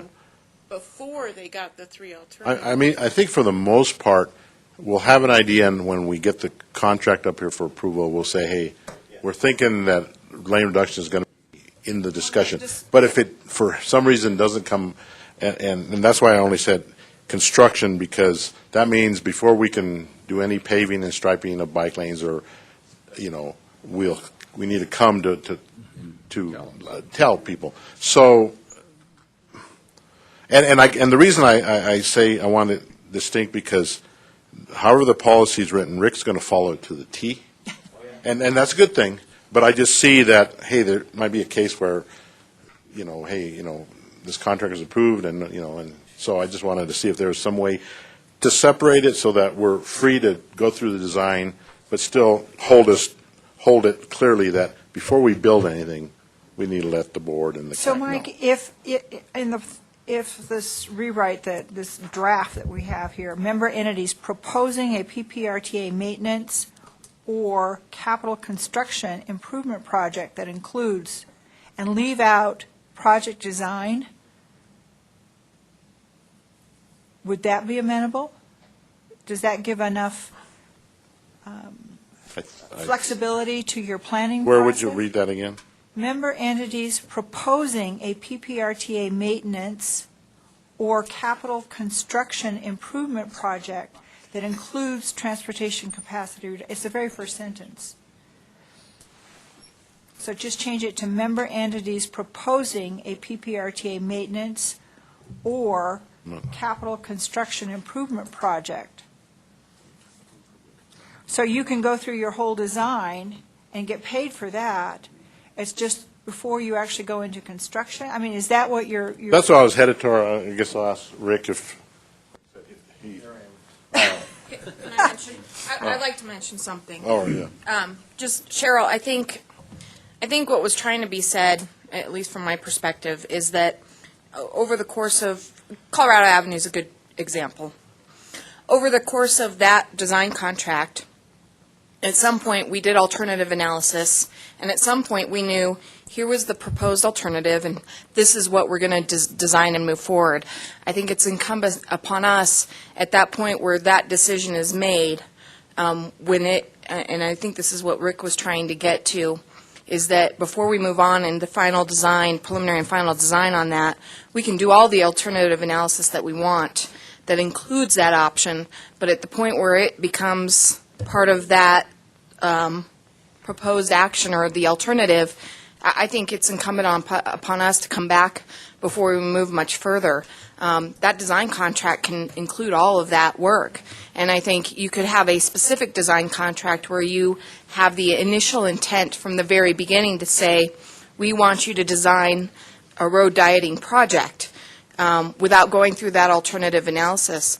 I think what I'm hearing is probably the alternative analysis is a good thing, but at some point when you come back and you're in the throes, what you don't want to do is be designing that work and at the end not getting to be paid for it. So I think it's incumbent upon us, the city, the county, other member governments, at the point where we reach that, either in that existing contract or as we're proposing an initial contract, that we should be making or presenting that informational item.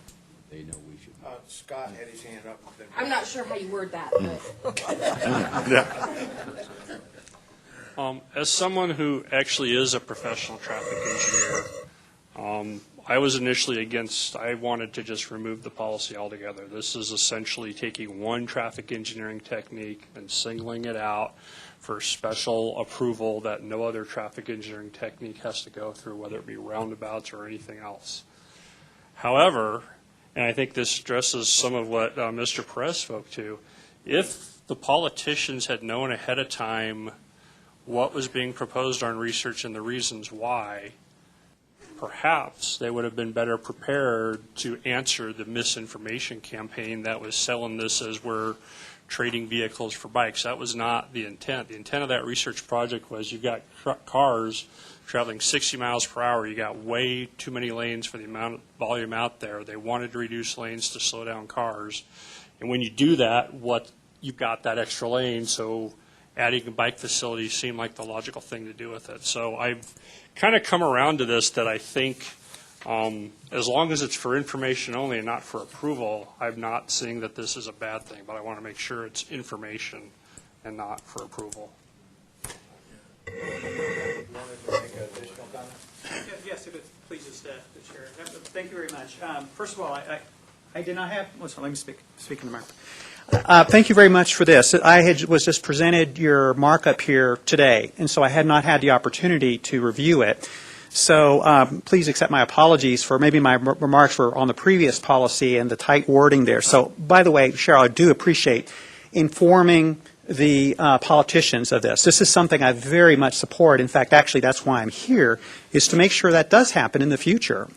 That's why I'm engaged as a citizen. I want our politicians to be informed.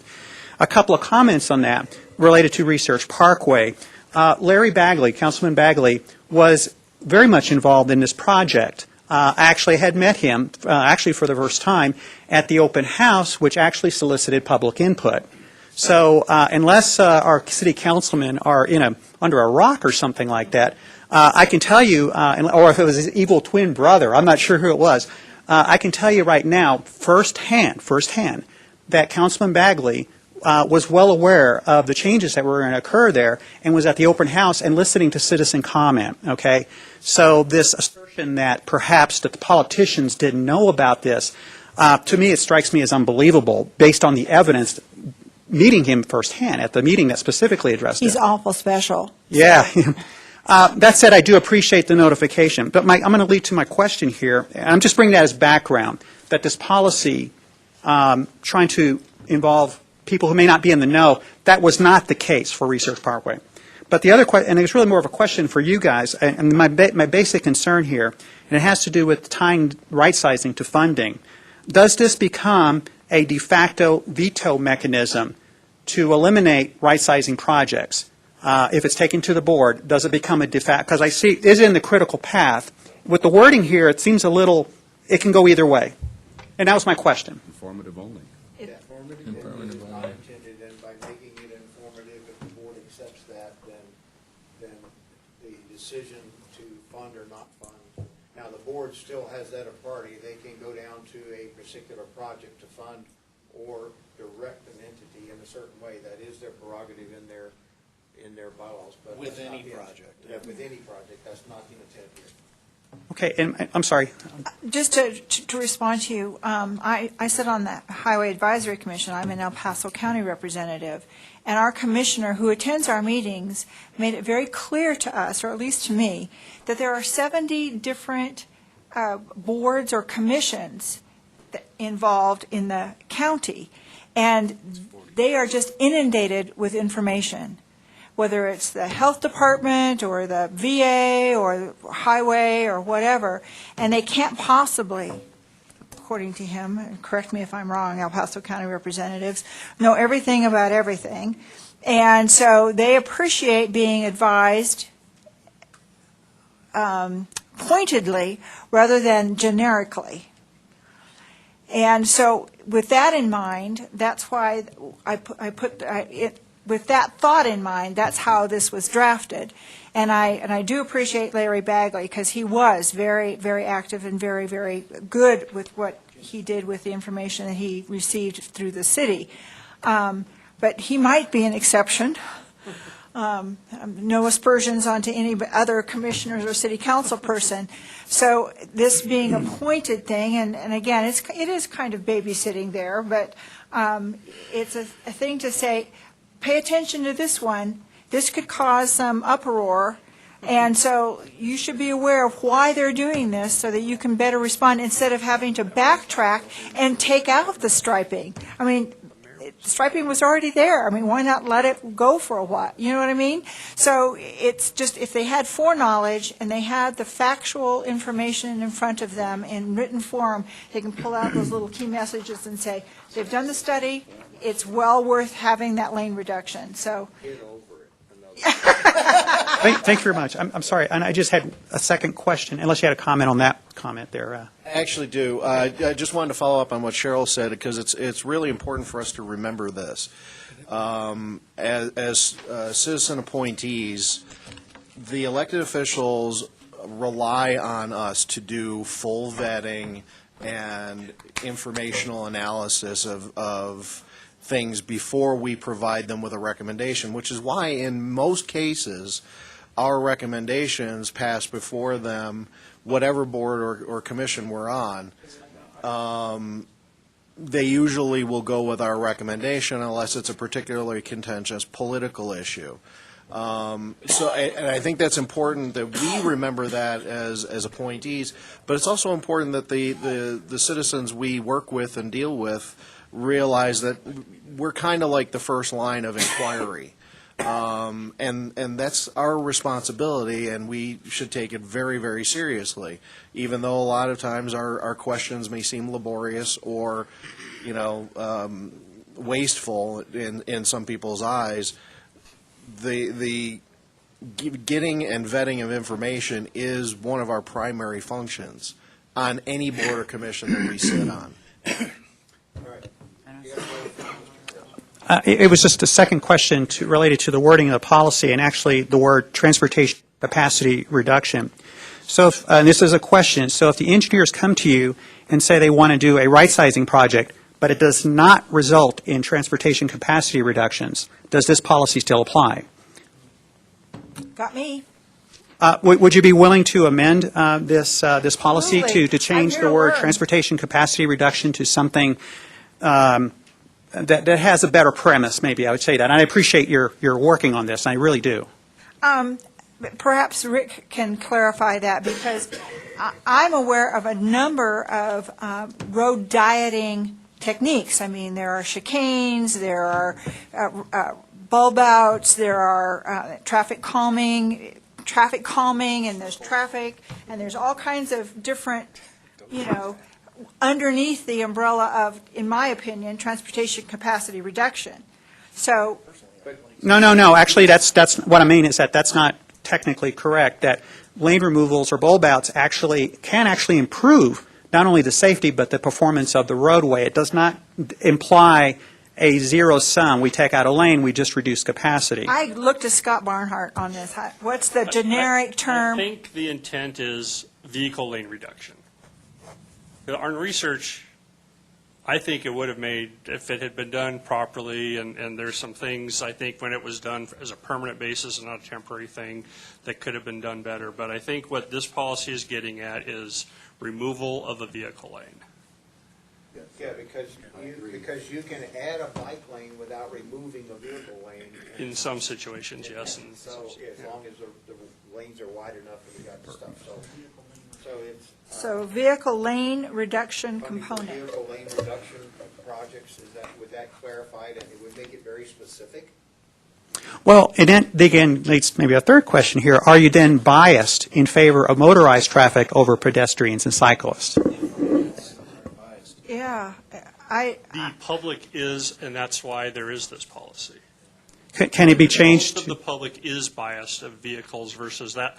Part of the misinformation is that the city was trading vehicle lanes for bicycle lanes when that was not really the thought process, but that's how it was sold. And so I think that's where, I mean, I think to get where we want to go, I think we do need to probably look at these with more care and have more preparation to be able to answer those questions. So that's where I'm getting at. I do have a suggestion on what the wording can be for that title, but I'll leave it. Unless you want me to jump right in here, I guess is. Transportation capacity reductions. Right, 5 minutes. Okay. It's actually reallocating the cross-section width. What? It's a little broady, but that's technically the correct way to look at this. Thank you. I'd rather stick with the original that was used in the original policy before we. Okay, I got you, Joe. All right, Joe?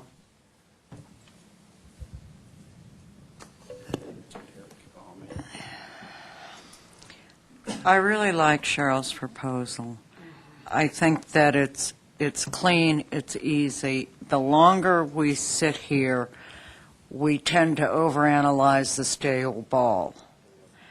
And there's never going to be a perfectly worded document anywhere in the world at any time. I think the premise and the intellect of the statement, our understanding of our job as advisors, that information is not a four-letter word, and having information and being able to advise is what we are here to do. I agree. Now, Rick, do you want to make some wording? The point of this discussion, the wordsmithing, is making, as I understand this discussion, I'm hearing everybody, is to make it specific and clear enough so that when a member of government submits an invoice and Rick takes it by word, literally, that we're not putting that entity in a bond. So, Rick.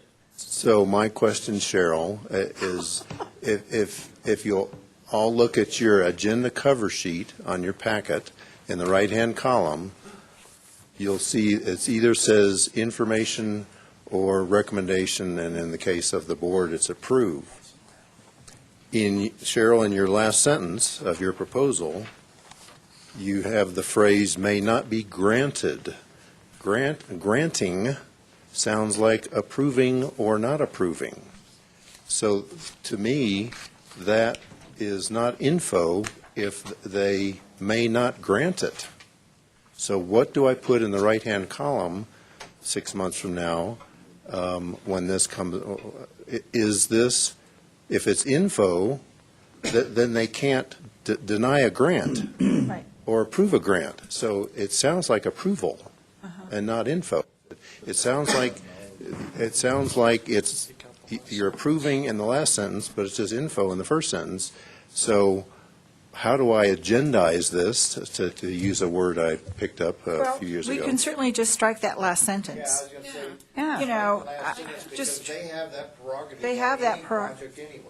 Right, and I think I know that I put that sentence in there because there has to be a little stick.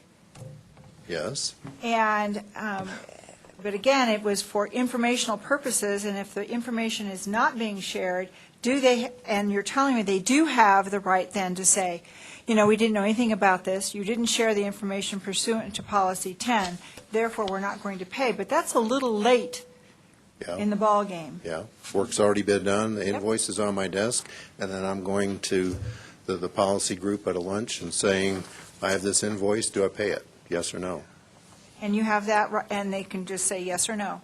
So it's Well, up, so the they information. can't, it then has, if they say yes, then I will. If they say no, let's stick it on the CAC and the board agenda, then that's where we go with it. And then we can thus our discussion for the last 6 months on this policy. Yeah. One more comment, and we're going to call a question, please. Well, I was going to make a recommendation and ask that this be called for a vote. On the policy that Cheryl wrote, listening to all of the discussion, I would like to offer 2 changes to what you have as written. On the next to the last line, last word, where we just had the discussion on granted, change the word granted to paid, P-A-I-D. Add the following sentence, short sentence at the end of it. Funding specifically excludes planning or design funding. And now we're becoming attorneys.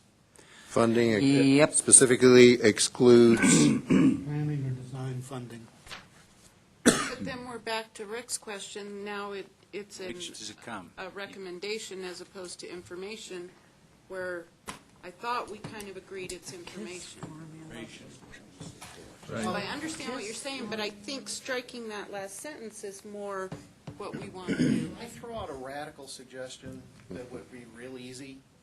Look at the original board policy, okay, and remove approved and put in must be presented for information to the board. How does that sound? Yeah, that's great. But it doesn't address specifically maintenance and capital.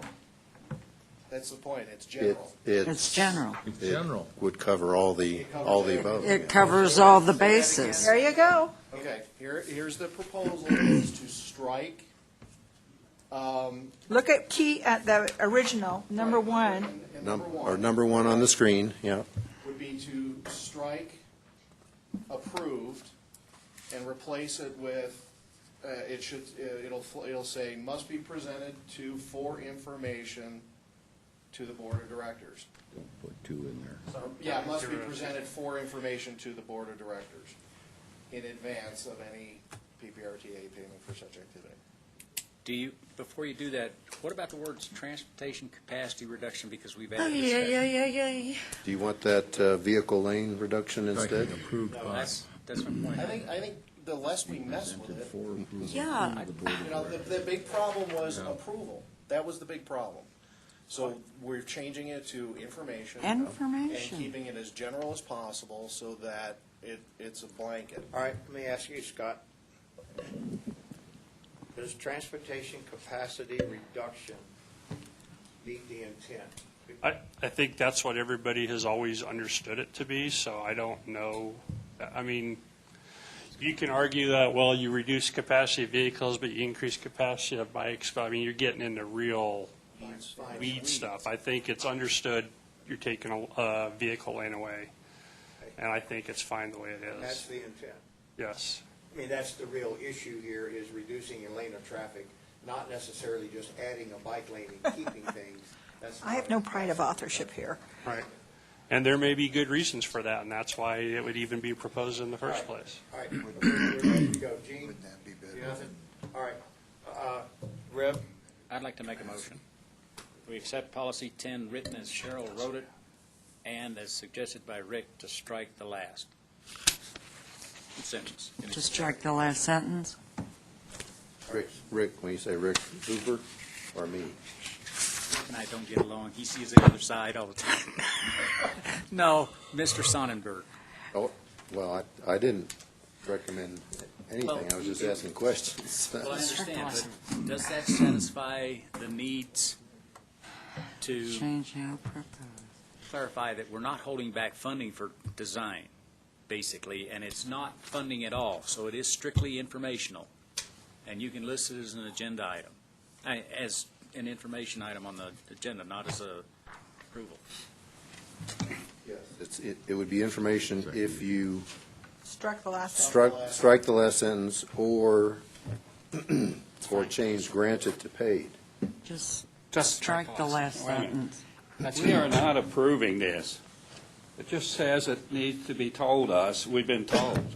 Why are we acting like we're approving something? Mr. Knoll, if you look at item 8B, we will recommend an approval to go forward to the board. At 8B? Yes, So sir. it's Yes. different than, No, this. okay. On our agenda, we're making recommendations Why on that. is it worded that way then? I don't know. I second it. There was some proposed changes in the first sentence. Yeah, Are that- you including those? The word proposing? Yes. Proposing versus Member planning. Instead of entities planning. proposing a PPR maintenance or capital construction improvement project that includes a vehicle lane reduction component must present the project orally and in writing to the Board of Directors. The purpose of this policy is to keep members of the Board of Directors informed of transportation capacity reduction activities to better facilitate responses to public comments and questions. Period. That's it. Second. She added the word Good. Yes. construction, capital construction. So- It doesn't. It's capital improvement construction is the correct I don't want to order, make a right? decision. Okay. And Cheryl, did you change in the first three words of your second line, did you change those to traffic lane? Yes, I did. So Instead of transportation capacity, it's vehicle lane reduction. So vehicle hyphen lane reduction component. okay. And the last sentence comes out, Right. about granted comes out. All right, and my motion was seconded. Just one quick question. Does this, the way it's written, actually, if you look at both policy number 10 and the Cheryl's suggestions, does that mean that they don't even need to come to the CAC? It can go directly to the Board of Directors? No, I think it's understood anything going to the board comes through the CAC. Yes. Do we need to clarify that to make sure that that is clarified in that way? Already in the. That's already in the policy. Assumed. That's in the actual policy. It's in the CAC rules. Yeah, good point, Lawrence, but I think that's codified in other areas of the bylaws. When you read it, you took out in advance, was that intentional? Yes, that was one of the earlier strikes. In the, right there. the last sentence? Yes, in advance is coming out. So, So do you- wasn't that the point? Is to do it in advance? Well, they're proposing it, so I'm assuming it's in advance of any actual construction. I don't know who seconded my motion, but I'd like to I don't think anyone did. reword the motion. Yeah, I don't think it's been seconded yet. I asked him before I did this. Basically, a combination of what Cheryl started with and what we have worked out now. And if Rick can read it as he has put it on red line, I'm making a motion that that be approved and forwarded to the board. I can do that. The other option is you can postpone this a month and wait and see it. Ay, ay, ay. I second Reb's motion. I was going to ask you to make it red, white, and blue because the flag's behind you. All right. Okay. Second for Reb's So- motion. Motion to take Cheryl's Revised. current and potentially revised wording as she's read it, to wordsmith it exactly under those intents. That's the motion. Is there a second? Yes. Second. Any other further discussion? Thank you very much. All those in favor? Aye. Any opposed? Was, Thank you very much. was, There you go. was Gene's, That's the leadership. Gene's sentence about funding specifically excludes? No, that was, no. Battle it out later. Sure you get this right. Okay. And on that happy note, Amen. The next I've got to go. Reb's going to take over. I'm handing the gavel. Oh, no. wait a minute, When he no. gets out of line, gets ahead. I that I just realized I have to go too. I got a They said just to leave it at that, because I started. I got a life appointment. Do you have any topics for the next meeting? Historically. Got 7 minutes, let's go. Mr. Sonnenberg. Do you have any topics that's suggested for next meeting? 10 is done. Policy 10 is done, right? Deo gratias. Any communications? Do you want to hear the Ken Prather, Acting Transportation Director, is here.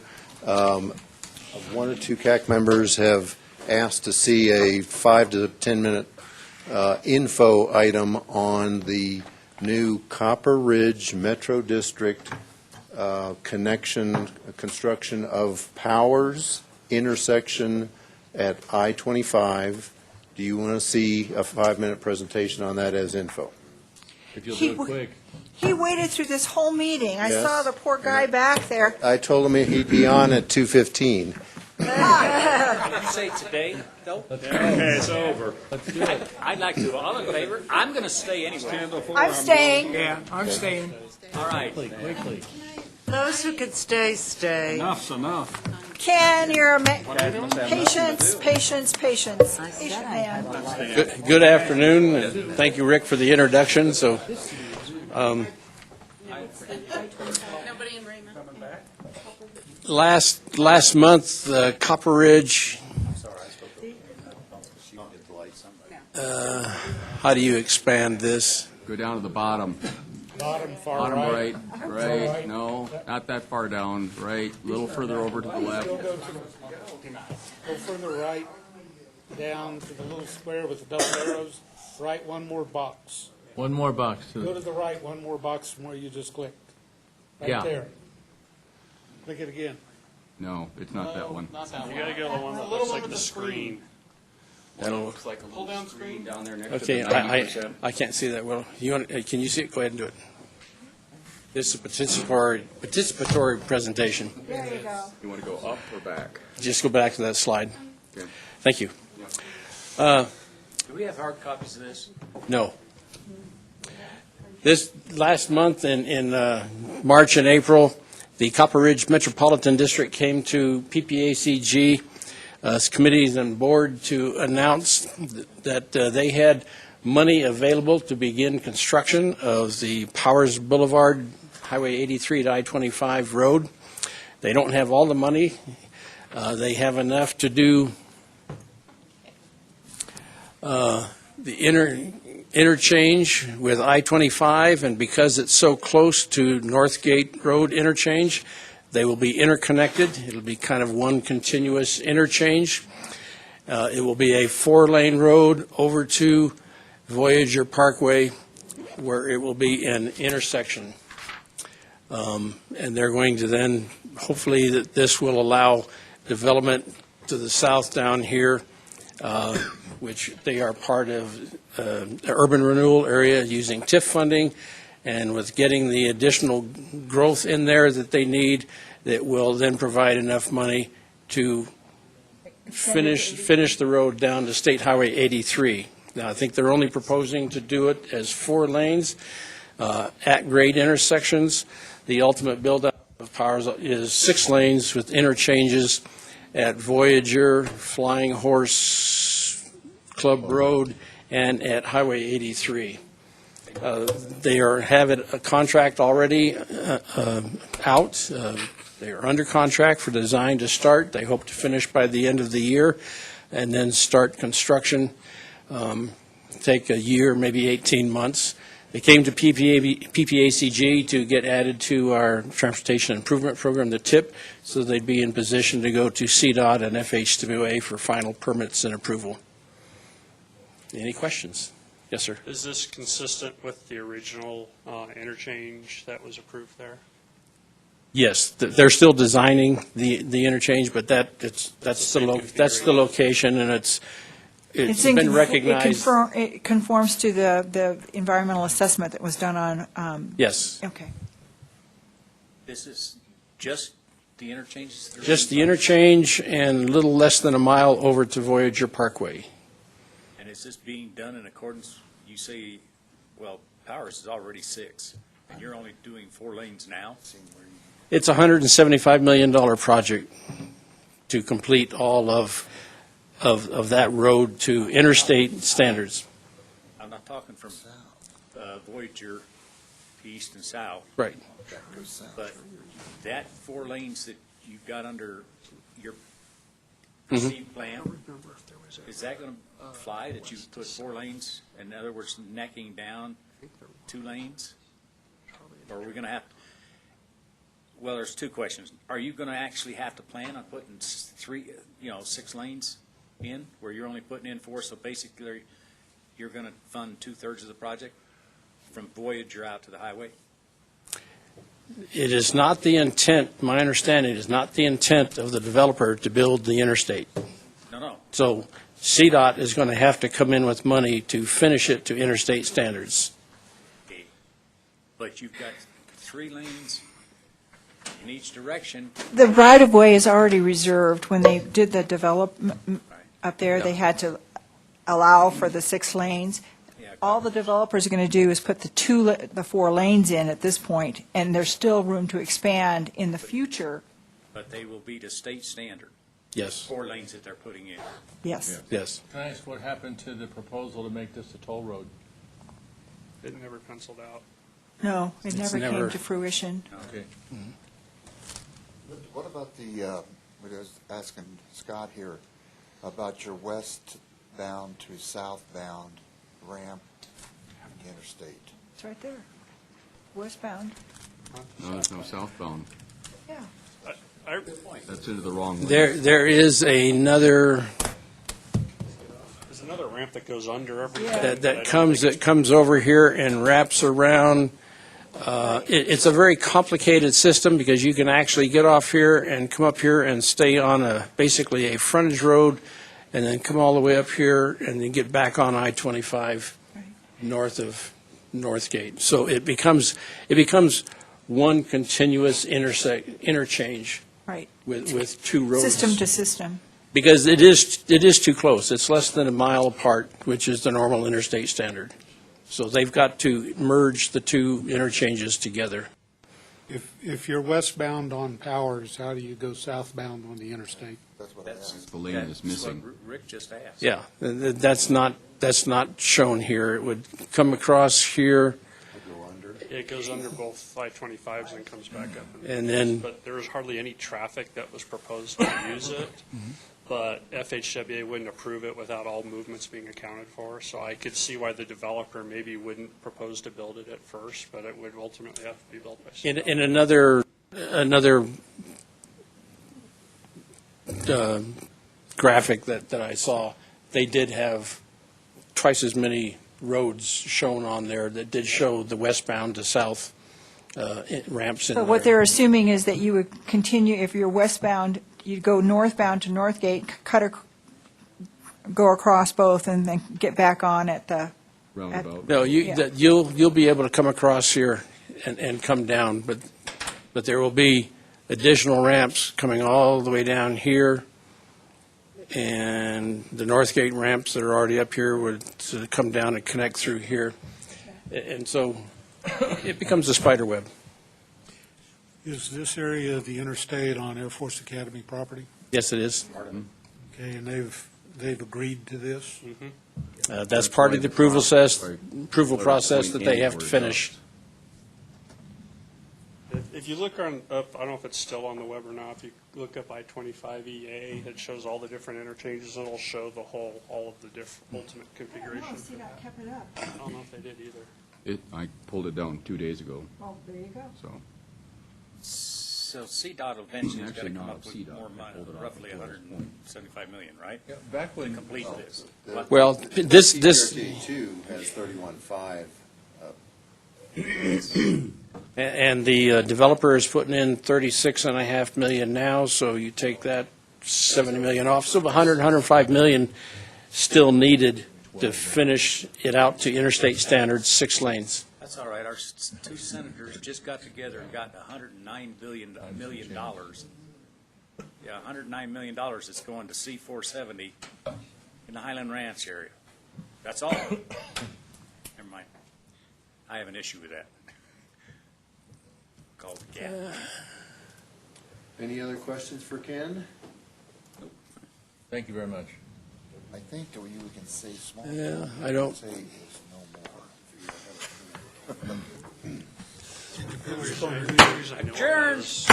Years ago, I did the traffic. She closed the other one. In the Baptist interchanges as part of the. Sorry. And Cheryl was with Wilson and Company at the time, that's why she I was was supposed about to it. be at a meeting about 35 minutes ago. I don't think I'm there. Yeah. I just lost it. Andre, thank you.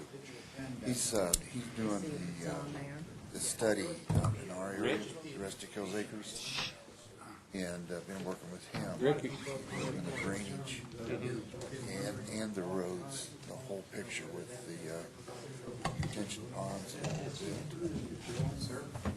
Really has been a pleasure to work with.